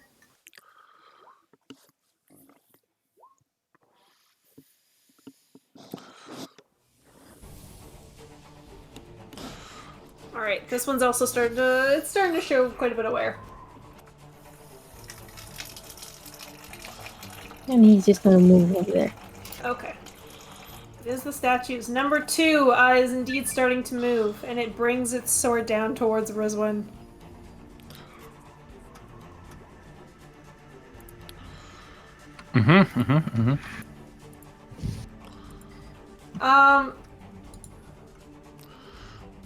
Just give me 1 second to check something. No.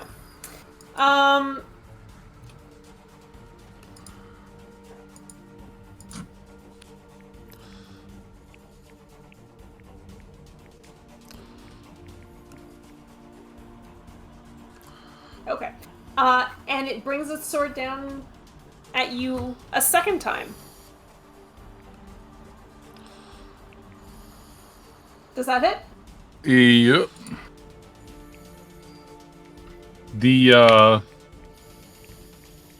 The momentary desire to pause and be introspective and try and think of something has vanished. Make me a wisdom check. Is Rizwan is still up? Rage. Yeah. Rage. As you get hit once with this giant stone sword, and then again, and you feel like, despite the fact that it is stone and doing bludgeoning damage, you feel it kind of like cut into your body and retract, and then the stone statue stops, and you see your blood dripping down the blade. And you realize that sword, that arm and sword that you broke off the first statue, also had a little bit of blood on it.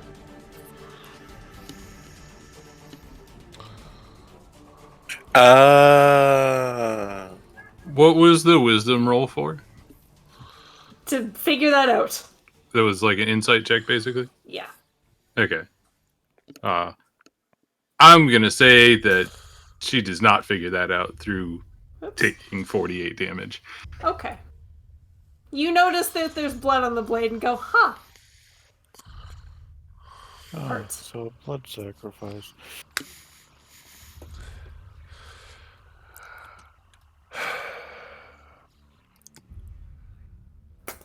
Yeah, no, my pencil. Hurt.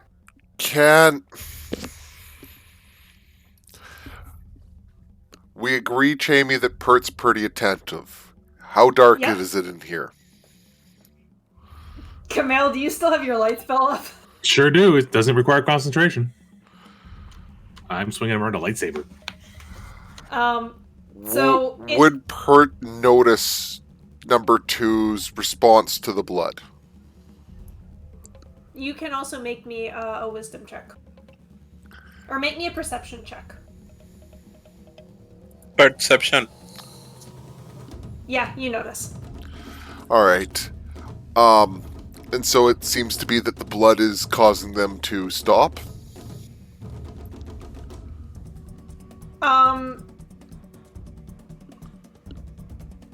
Maybe. You do see blood on its blade, and it did stop. And as you think back, the one that hit Melis, it hit Melis hard enough to make him bleed. Then Pert probably has some of Melis's blood on his hand from when he pet Malice, and Pert's going to charge forward 5, 10, 15, 20, 25. Smear some blood on this one's blade, and then 20, 30, 35,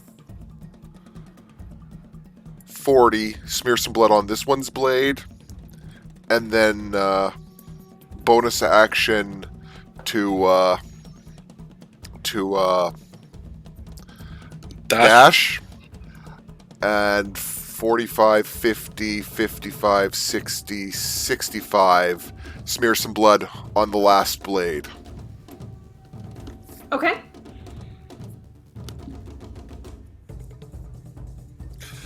And then he's going to pause for a second to see if things stop moving. All right. Zoe, you see Pert running around, touching the blades of these things. What do you do? Okay, this one's taken at least 3 good hits.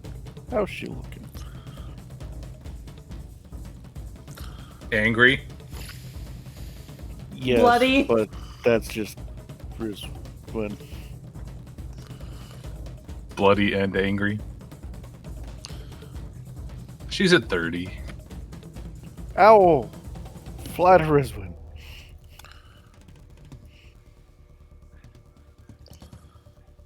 Zoe's not getting close combat with that thing.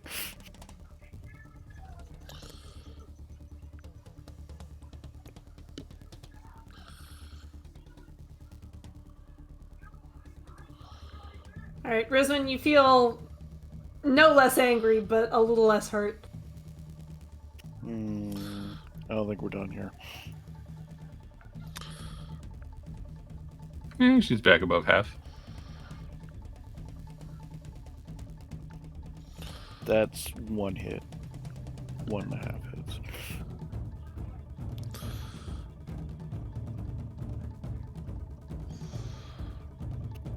Ooh. Ooh.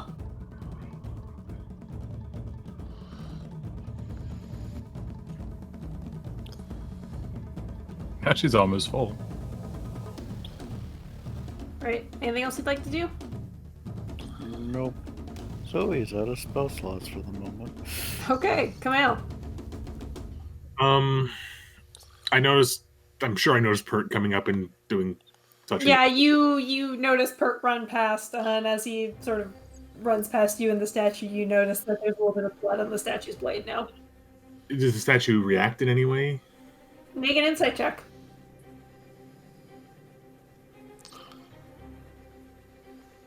I mean, it hasn't attacked, but you're not sure if it's just because it's not its turn yet, or... Okay, I'm gonna do something so I don't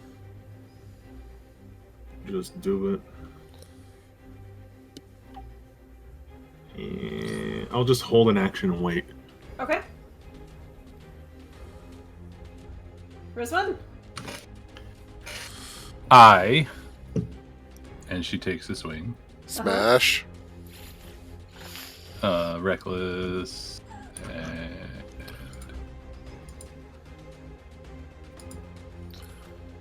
10 probably misses. That misses. And she takes another swing. That hits. Again, it didn't add.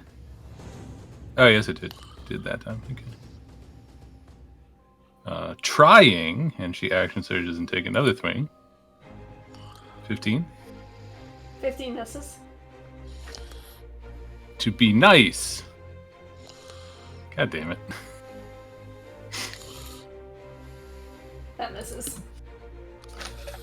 Your glaive mostly just bounces harmlessly off this thing. Isra's so upset she's missing. Is she too angry? Maybe. She might even be 3 angry. 5 angry 3 me. I have my order from Skip the Dishes that I placed like 20 minutes ago, still waiting for confirmation. Fire, it is your turn. I pop into existence with a fierce face. What are we doing? Can I roll something to see if I understand what's going on? Yeah, give me a wisdom check. Oh, okay. With that wisdom check, you realize Pert had, with the running around that Pert did, he's managed to touch the blood on all the blades except for number 3, which crumbled into dust before he could do so. Yep. Is there a sword in the ground? There is.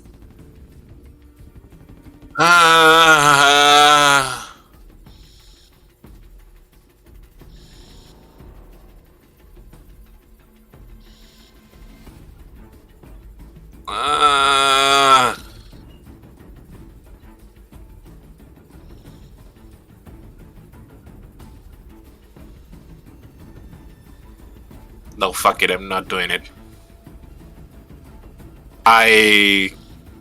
Level 3, I summon one large boy, one beast. And on his turn, I make him to draw blood.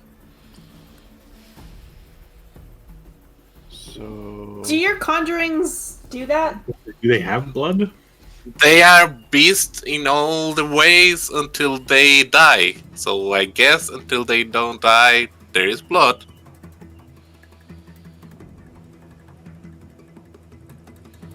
It's my argument. If it's not like that, I wouldn't have known that and wouldn't do something like this. I mean, I'm not sure. I think it's not specified nowhere, and you as a DM need to decide. This is conjure animals? Yes. Because fire doesn't want to get hurt. Yeah, but Totally acceptable in character action. it says they are fey spirits that take the form of beasts, and so I would feel like they probably wouldn't bleed.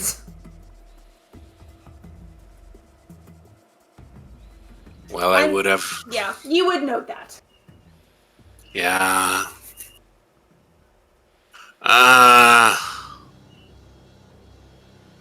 Okay, I'll do it. I was gonna say, not wanting to get hurt is still a valid reason not to go do it. So he's not gonna go do it.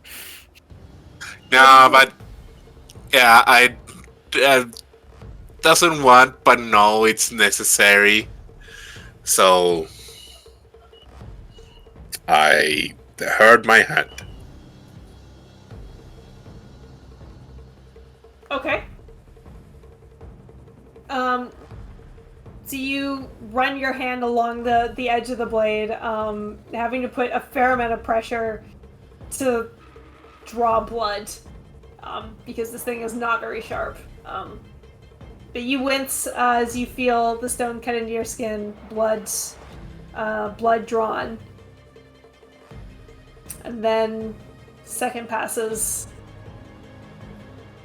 And then you hear the grinding of stone, but much, much, much larger, as this entire back wall...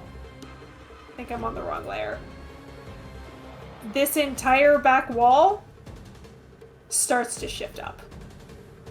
Hey, and I heal myself. And as it starts to shift up, you hear it stop and start to grind and grind and grind. and then the grinding stops, and it just hovers like almost a foot above the ground. Just it only raises a foot. It sounded like it was stuck. Are we? Ow.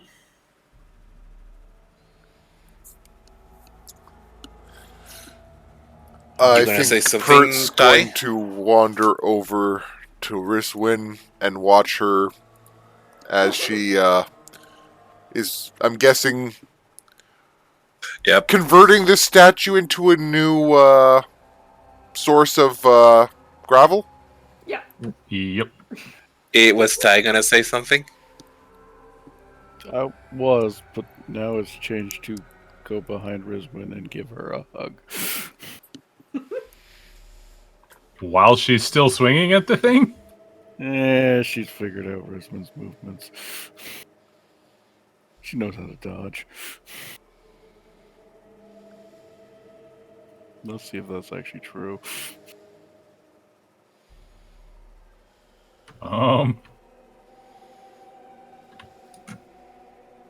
Jamie? Would you like a dexterity saving throw, a dexterity check, or an acrobatics? That's a good question. How much Kathanin? That was just 9 to myself. Thank you.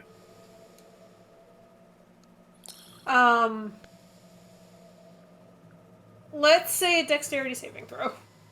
It's literally the same as a dex check. Yeah, you have to you're almost like sitting on your knees to get your head low enough so that you're not getting hit by Rizwin's arms and glaive. This feels very in character with Zoe. Dodge, dodge, dodge, hug. It was either that or thunk, thunk, smash in the face. Snap out of it.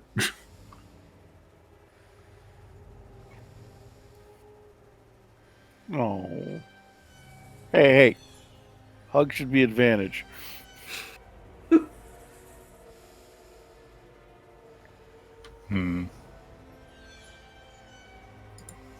I don't know. 48's a lot of damage. It was a lot of damage. But you felt Zoe's healing touch. Yeah, that's true. Yeah, alright. After this statue is gravelified, she relaxes. Okay.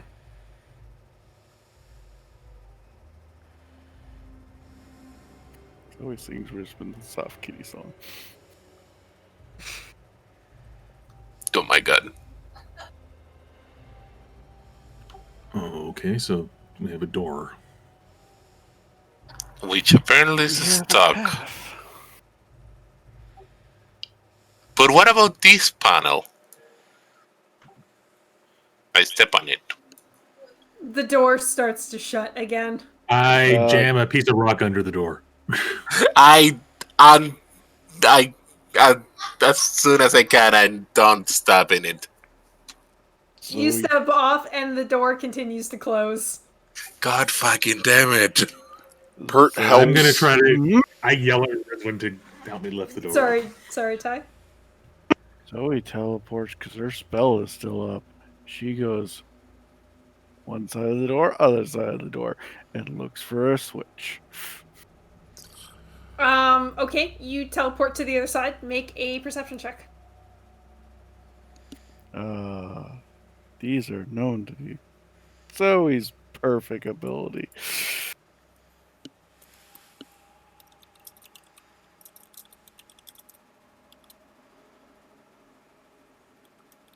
And they continue to be. That's enough. You, so on the other side of this door is a very long, dark hallway. And looking around on the walls, you do, in fact, see a rather large lever on the wall, like 2 feet on the other side of the door.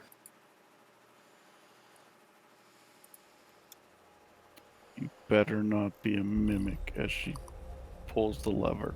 Okay. We'll get to that in a second. So, Camille, you're trying to Yeah, I'm gonna stop the door? do the big strong person thing and try to attempt to stop the door. Okay. Give me a strength check. You can have advantage because Pert is helping you. Okay. That is enough to stop the door from closing. Both of you are just like holding the door open, muscles straining with like 5 inches till it hits the ground. You can't push it open. Like this is a very, very heavy door, but you've got it stopped. You hear So- gears whining somewhere in the wall. I'm sorry. Sorry, who were the 2 people doing that? Pert and Camille. Okay, well, should Rizwin also make a strength check because she was helping? Oh, was she? You can't have more than. You can't Yeah. have double advantage. I guess Rizwin can make a strength check as well. Unless I'm misunderstanding. I thought Camille yelled at Rizwin to run I over. just yelled at people Yeah. as one is one. There's as plenty he of is wont room. to do. There's plenty of room for all 3 of you to be there to try and hold the door open. Okay. Is this happening fast enough that she's still raging or no? Probably not. Well, yeah, actually, yeah. I'll say it is. Second one. I mean, your presence there does help ease the strain a little bit. But you guys can still. It's all you can do to hold it open. Zoe, you pull down the lever. Please make a strength check. Really? Yep. I will also say that when I see that we're holding it but not making any progress the other direction, I'll yell at Fire or Amma to grab a piece of rock and shove it under here. Zoe, you hang off of this lever and it does not budge.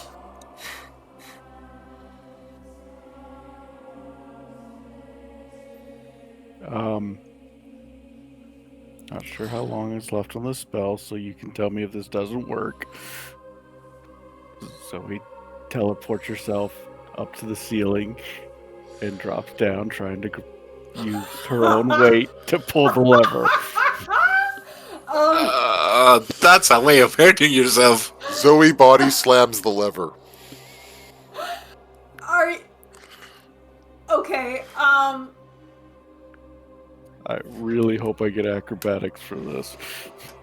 oh, you're gonna make a couple of rolls here. You can do that.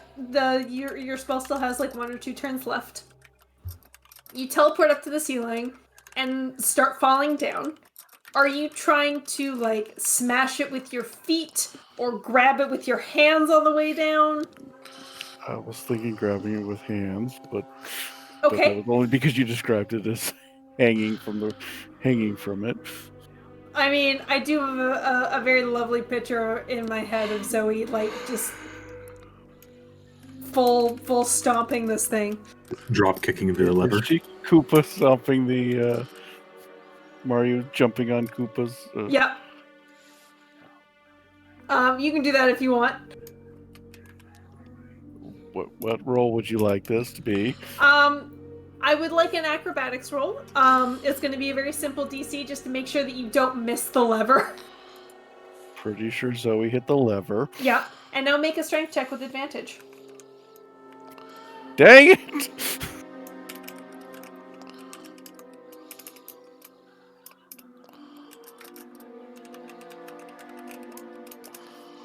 $17 is enough. For anyone listening to it, it was a 17 and a 2. God damn it, I was about to do something funny if you didn't make it. Everybody hears a little bit of a hi-ya from the other side of the door. And then it starts to reverse course and starts to raise again. It once again gets stuck at about the 1 foot mark. And the others can kind of peer through the other side at Zoe and a broken stone handle on the floor. Zoe, you take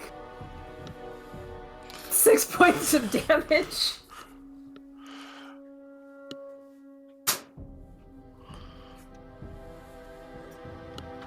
Pert, can you crawl under there and see if you can find a way to, I don't know, fuck with the gears? It's Manually? a flood. You can all get under there.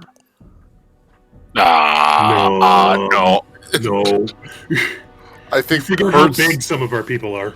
I think Pert's the only one who's thin enough to get through the door. Maybe Yeah, Rizwood. Zoe and Amulets are probably the only ones thin enough to get under the door. I can make us pass through, but I will burn a bunch of spells for that. Also, I Malice don't. very quickly climbs underneath. Yes, Pert will slip through and make sure Zoe's okay first, and then look to see if there's any kind of mechanism he can try to free up to help it raise further. Is Zoe Make an okay? investigation check.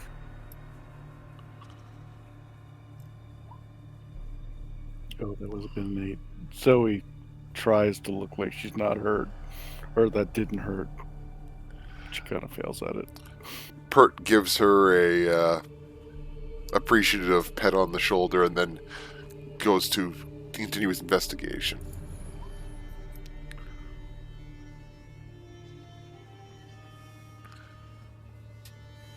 God damn it, CSI Pert. Damn. We're buying Pert a deer stalker the next time we get to.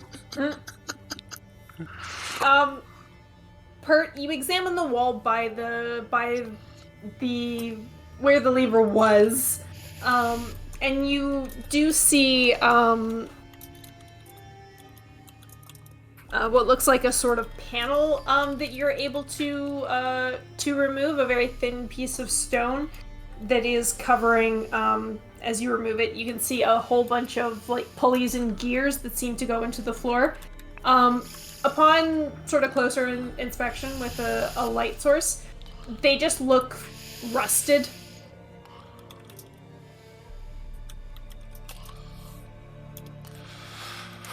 Alright, now, Pert has oil, but it's not the right type of oil. Does he think that would work? Sometimes lube is just lube. What kind of oil do you have? Lamp oil.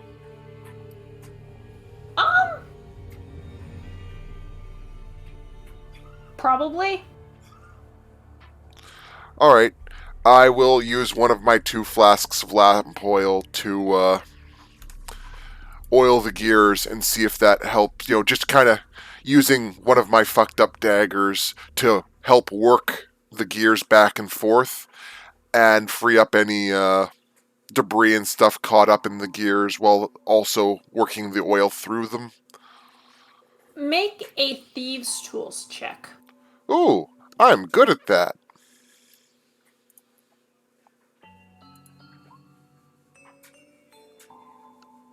It takes a couple of minutes to get the oil into all of the places, especially because you sort of poke your head into this little hole, and there's a lot of gears that are like just barely at the edge of your reach. But you do manage to, you think, oil up all the gears. And when I use my dagger to help manually turn the gears now that the handle's gone, does it start opening the door more? There is a awful squeaking sound, but the door does start to move a little bit higher and a little bit higher, inch by inch. I'm glad I had a fucked up knife before this, or I would have had a fucked up knife after this. Thank the black ooze.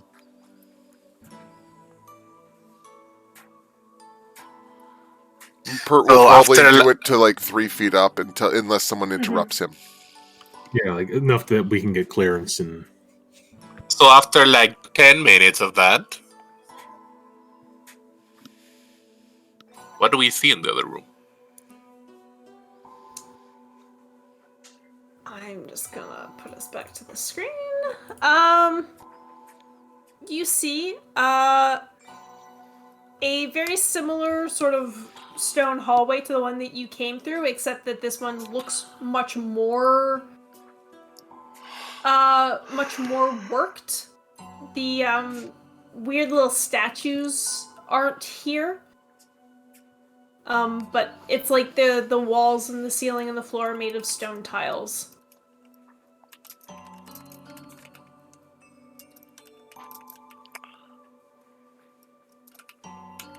Could I get 5 minutes for food? Yes. Thank you.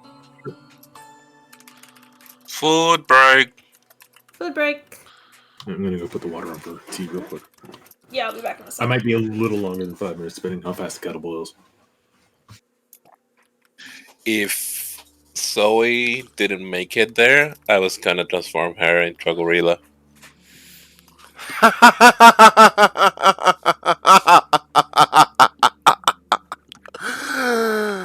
I love you.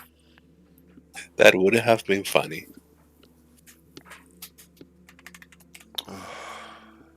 I'm gonna go refill my water. I will also be back.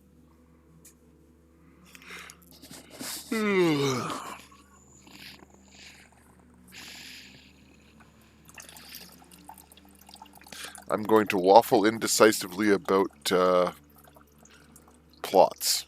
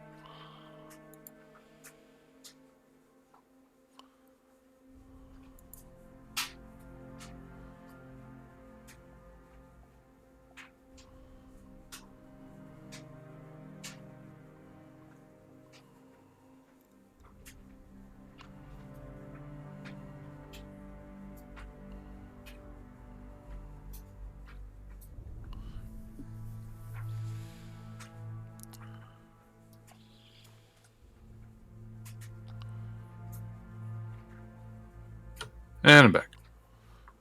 Welcome. back.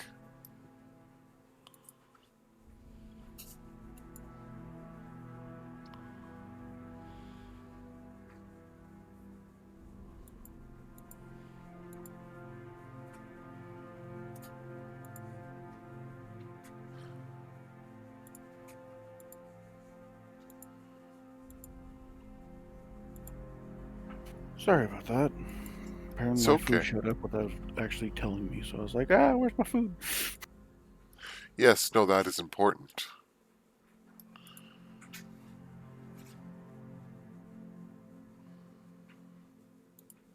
The rest went for food or tea or whatever while you were needing to go.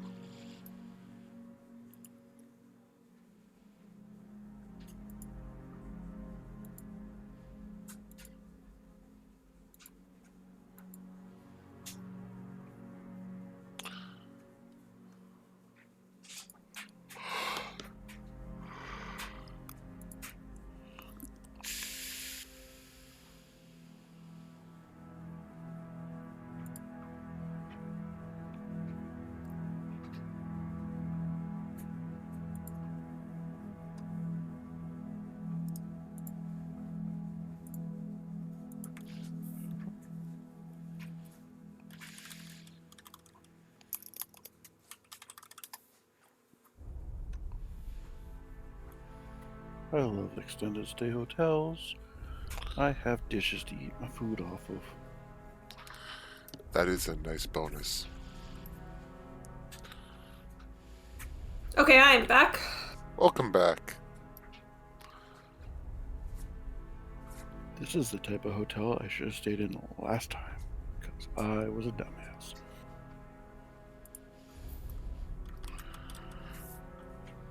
More you were making an appointment without thinking about the minor extra details. It happens.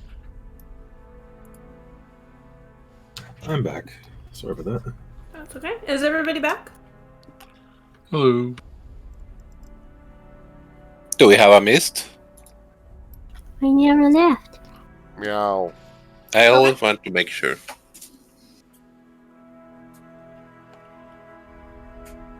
Okay. Then let us continue. There's not too much left, I think. So you continue down this second hallway for not very long, maybe like a minute tops, before you get to another section. The hallway still continues, but it gets a little bit wider, and like turns into a full room.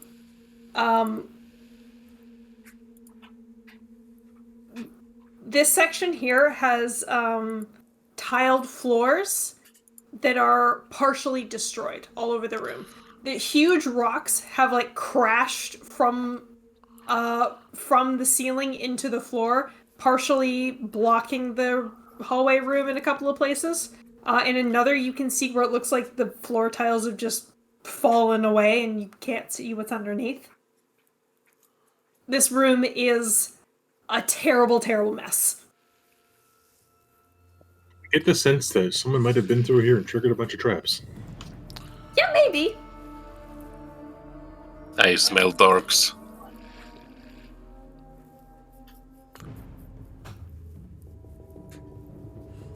Is there a lot of blood around? Make a perception check.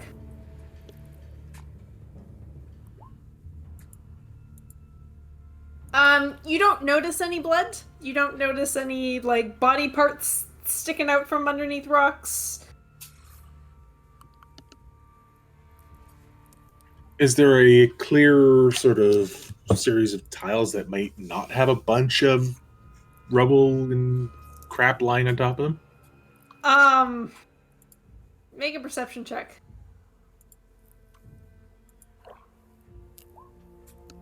That should have been 6. If there is, you can't quite tell what is, like, might be a viable path and what is just still there by luck.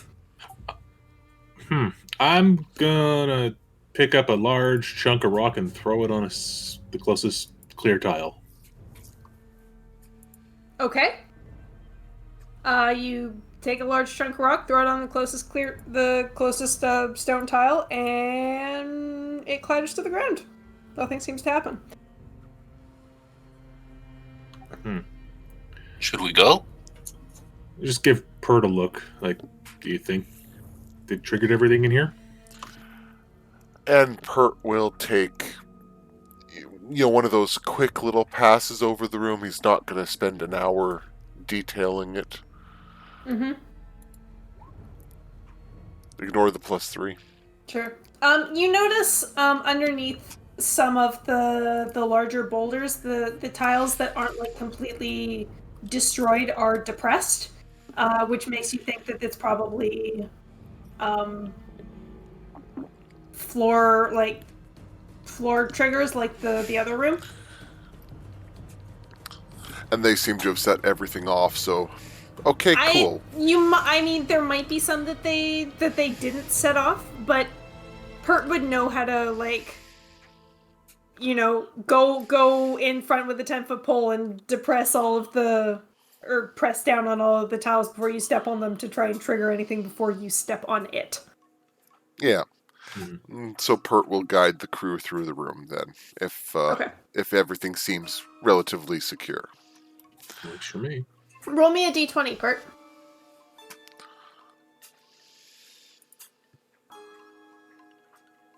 Okay.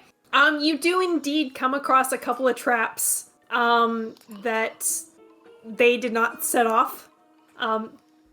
Both times you press the tile, and the tiles around it start to depress and then fall away into what looks like a void underneath. Yikes. But both times, you guys are far enough back from it that nobody falls. Pert knows what he's doing, and you all make it to the other side pretty safely. Let's keep going then. Mm-hmm. Alright, another quick 30-second walk, and you come to another room. Looks very similar to the one you just went through, where, like, the main path just kind of goes straight through it, but widens out into, like, a room. This one has, like, a 5-foot wide path of smooth stone down the middle, very sort of obvious. And the sides of the room are made, or the floor on the sides of the room are made of these, like, decorated stone tiles. They're right where that smooth stone path starts. There's a long pole with 2 stone weights attached to either end. And it just sits there. You don't see anything else. Are the weights approximately the same distance across as the smooth path? They are... The pole is about, like, maybe 7 feet long. So if you were to walk across that path holding this, those would stick out to either side.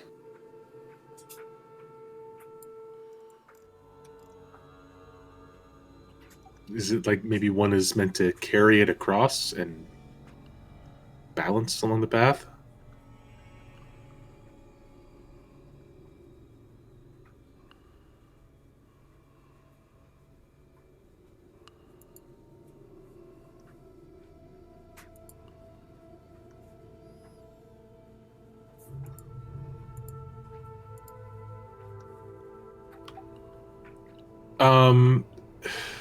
How heavy do these stones look? Does it look like something an average person could lift, or is it? Do you get a little bit closer to sort of take a look at it? Yeah. As you get a little bit closer, and you're with your light, you notice that the stones on either side, what you kind of originally thought were just imperfections in the stone, are actually like crude carvings. Both are carved very generally in the likeness of humanoids, kind of sitting like, tucked up into a ball. It looks a little bit weird. I got a bit lost. Can you describe the thing again, Jamie? So there's this straight path through this room, and at the head of the path is like, it's like a weightlifter's, the big weights. Okay. And it's just sitting there. And how wide is the path? About 5 feet. And you said the weights are about 7 feet apart. Yeah. Would hang over the edge onto the carved area. Yes.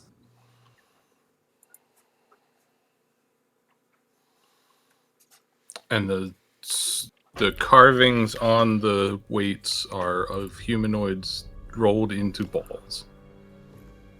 Kind of like sitting tucked up with like their knees to their chin. You think one is supposed to be like a child and one is supposed to be like an older person.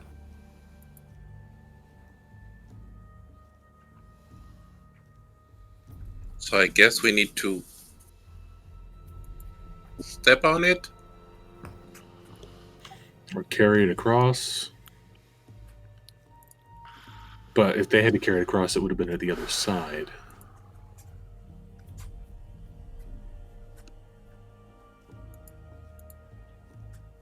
The last ones were kind of magical. So if these are magical as well, they could have teleported back once they were across. Items to carry. Well, if you want, I'll try carrying it across. I'm just thinking out loud. I don't see... It makes sense to me, if you look at the way it's laid out, that there's this clear path you walk across, and these two... Sorry. It's okay. These two things that hang over the sides. Does it look like it's meant to be like I'm again just thinking, is it meant to be carried like a yoke over the neck, or like a bench press bar? More like a bench press bar. You think probably. You might be able to do it like a yoke. Well, I mean, I'm strong enough, I can probably just lift it and carry it, so that's what I'm gonna do. Okay. Please make a strength check.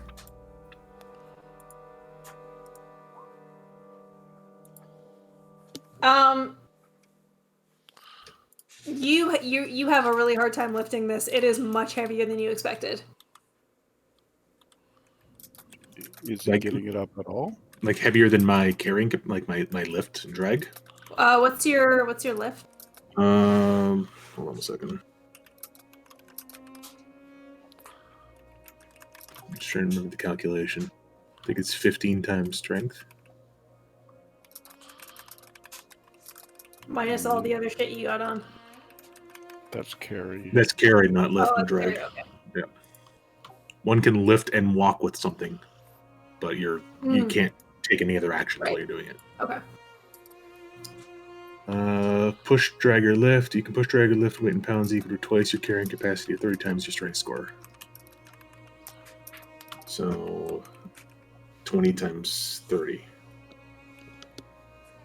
Okay, so yeah, you can lift it. It is still, you'd still find it quite heavy though.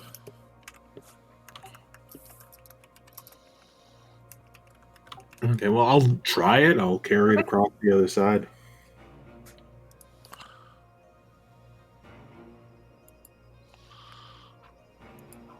See what happens when I get to the other side.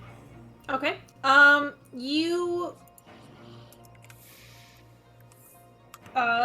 very, very slowly, very carefully, breathing heavy from the exertion, carry this this weighted bar all across this path. I mean, you have your lift score, so I'll say you can just do it. You get to the end. You are definitely feeling the strain in your arms, and you set it down on the sort of where the that smooth stone pathway and the tiled stone beside it end, and you hear a little click, and nothing happens.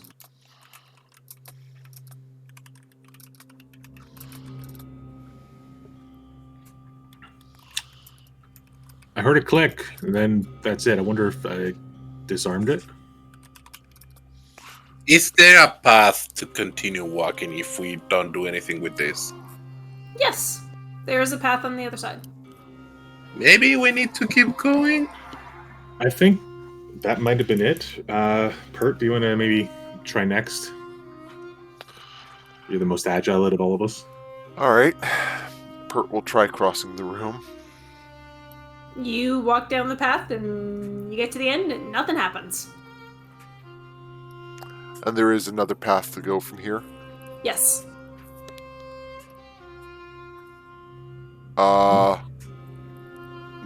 No slight click noises or anything. It was just a smooth path. Yeah. Pert kind of gets to the other end, turns around and shrugs.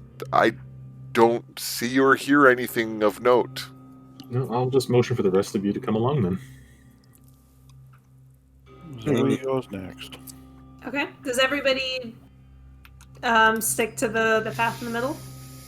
Yep. Yes, Okay. yes. Everybody gets to the other side without issue. We did it. I don't know how, though. Maybe. Motion for people to go forward then. Okay.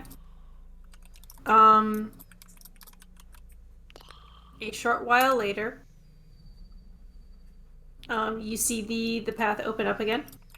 But instead of opening up to another room, it opens up into darkness. Like darkness? Yeah, the path continues for maybe 10 feet into what you assume must be like a giant cavern, because you can't, like, the rock walls go straight out from where you are until you, like, can't see them anymore. And you stand on this platform and there's just darkness all around you. Is there anything down? You look down and all you see is darkness. Lamp of revealing. What's the light range on the lamp? I don't know. Probably 30. Okay. You hang the light over the lamp just over the edge, look down.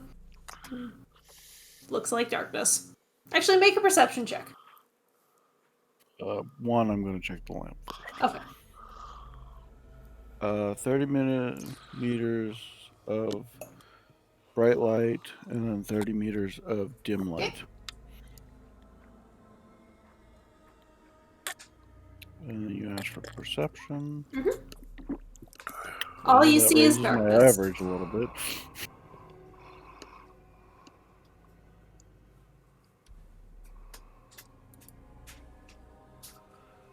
Did we mess up?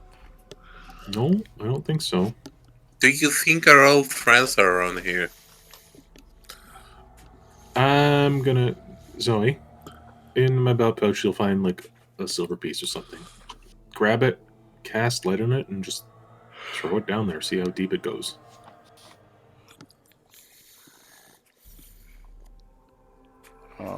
Zoe does that with one of her own coppers. Okay. Does light does it doesn't have to stay within range of you, does it? Nope, it just exists. You toss this lighted copper piece down, and it falls and falls, and then without any sound, stops. Maybe like 90 feet down, and you watch as it slowly sinks. In water or something else? Make a nature check. Ooh. Um, It's definitely like you didn't hear a big sploosh. Mud, maybe? so we're in an area, open area. Is it like a platform? Like, Yes, there's like a platform that extends um probably about 10 feet into just the whatever cavern this is. so he sits down, pulls out a book. She's going to take a rest unless other people figure out what to do. A short rest. Okay. Because I need spell slots. Yeah, I'm fine with taking a quick break when we think about this and If we take a short rest, I can transform into something that flies and look around. If we take a short rest, Zoe can get the fly spell. Short rest. While we're Okay. taking the short rest, is this just like an opening into nothingness, or like are there walls branching off from what we entered in here? Is there like an edge going down from the thing? No, it is like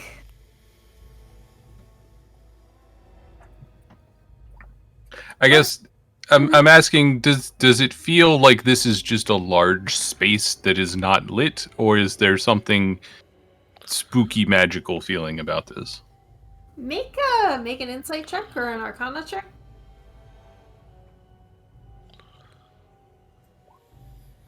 The way your voices kind of echo around the space, it feels large to you.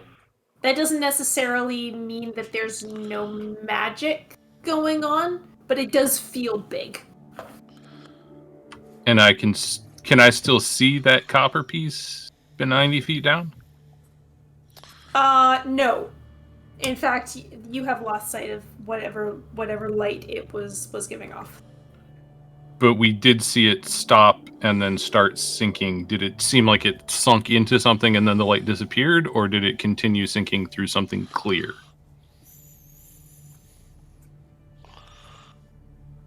Make a perception check. You could, once it like stopped and hit something and then it started to sink, you could see the light a little bit for a while after you had lost sight of the actual copper piece. Okay.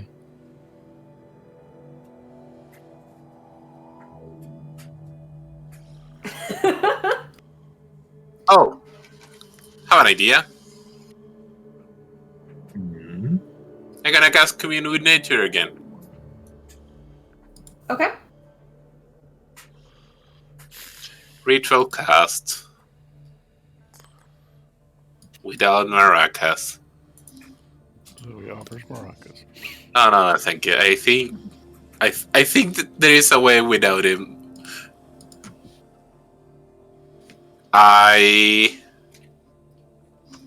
It's okay, Jimmy? Yep. I'm going to ask what is in the bottom of this pit. How can you link the spell? I need to know how specific I need to be. There-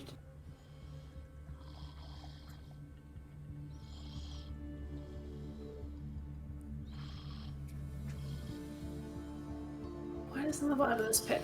Water. Okay. How big is this chamber across? Oh, like Is it more than 300 feet? yes. Thank you. Jesus. Is there anything alive or undead in the area that I can feel?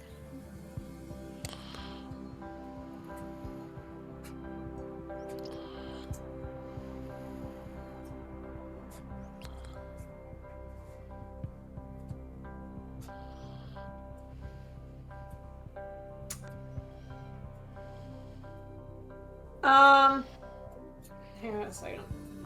Distances are hard.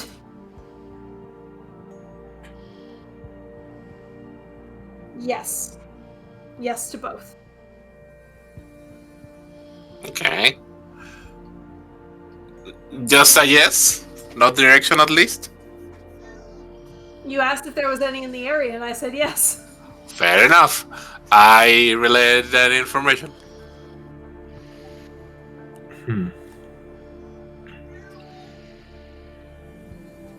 I get the feeling that they probably dove into the water. I get the feeling that we shouldn't get into the water. And where else would you suggest we go? There must be something that draws a bridge or something. I feel like the water is the failed state.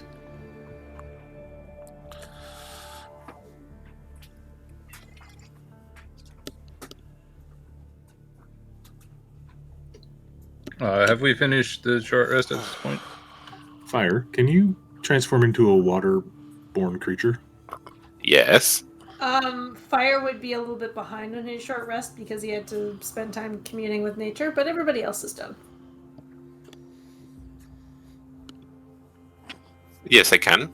Well, then wouldn't it be more useful for you to scout down there within waterborne form and then fly back up here after? Yes. But if I find anything, You then come I'm right- alone. Come right back. Or you have Zoe use her book to stay in contact with you. And if there is something, we just jump down and swim to you. If you take the time to wait for me, I can go and scout. I think that's probably the smartest idea. If anyone has any other ideas, I'm open to them. Brisbane has been wanting to jump off of this thing since the coin just sunk. You smarty people, look if there, I don't know, something here. Puzzle. It's been puzzle all around. This should be a puzzle too. And I wild shape into a, I don't know, does a giant bat exist? Sure they do. How giant are we talking? I could be talking like flying fox. I was gonna say you can transform into a bat the size of Zoe's owl. Giant bat is a quarter challenge rating. Then I can do that. Oh, okay. Large beast. Oh, it is large. Okay. And I You're squeak flying forms away. now, aren't you? Sounds like it gives you like echolocation, doesn't it? Yeah. Squeak. Okay, where are you going? All around. I go below to see the water and the juncture between the water and the wall, and I follow a wall to see how big the thing is, and I fly around. Okay. So flying around, this cavern is quite large. It is also the part that is underneath this little outcropping that everybody else is on. There is water underneath. Although there's something on top of the water, you're pretty sure. What does a bat's sense of smell like? Or does it use echolocation? It use echolocation. The bat can. It has blinds like 60 feet. Okay, there's something on top of the water. You're not quite sure what, but it is fuzzy. They have the feeling that it's alive. Fire, actually, because you're using wild shape. Fire, Yes. you think it might be some sort of like mold. Oh, interesting.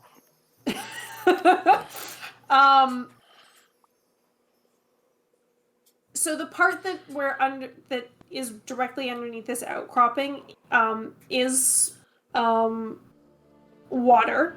The rest of it even though this cavern is quite large, the rest of it has a much gentler slope, and so it's just this sort of like 40-foot by 40-foot section underneath the underneath your party that is like the lowest point, and that's where the water is. And then if we go in the direction of continuing, it goes uphill and no water. That's correct. You don't see any path on the other side. Like it's just a closed cavern. Yeah. So it's kind of like, just so I'm mentally trying to figure out what you're describing visually. It's like a cone tapering down to the water.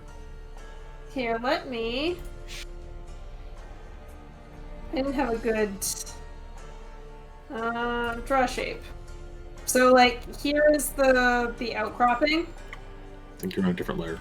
Oh shit, I probably am. No, I'm on a token layer. Oh, I haven't. Here. Okay, so that's the ledge we're on. Yeah, and that's where all you people are. I can't draw. Don't worry.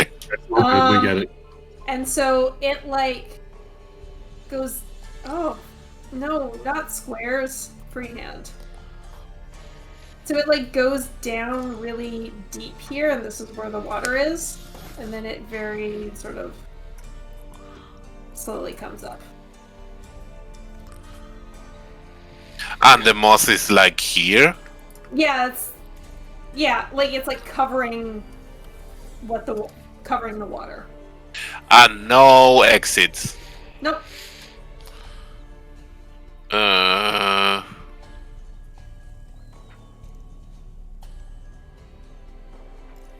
Well, I give a good look if I'm missing anything else, and I come back and de-transform and tell you guys all of that. Remember that I sensed alive and undead creatures around here. Mm-hmm. I think that the most logical thing, since you described this as a basically enclosed space, is that moss leads to a different entrance, or that mold, or whatever it is. Makes sense that it's growing near the water, right? It's a humid environment. Moss can be very dangerous. I understand that. But I think the only way forward is, in this case, down.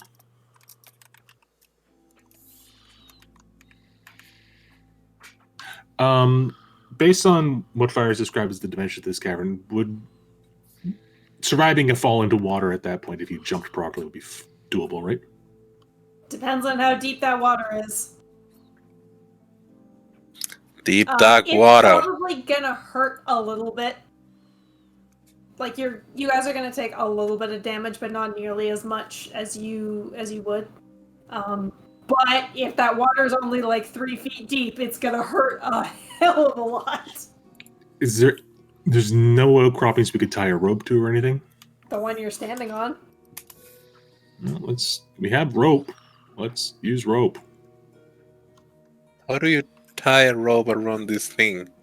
You put a pintle into the. Yeah, we have pitons. Oh yeah. Oh yeah, we have pitons. So yeah, that's what I'm going to do at the end of our rest. Is I'll just start hammering some pitons into the ground to attach some ropes to. Rizwin hands her warhammer to Kameo. It's a good hammer. You know you're trusted when Risman gives you a weapon. It's because Brisbane knows I know how to use it. And then jumps off.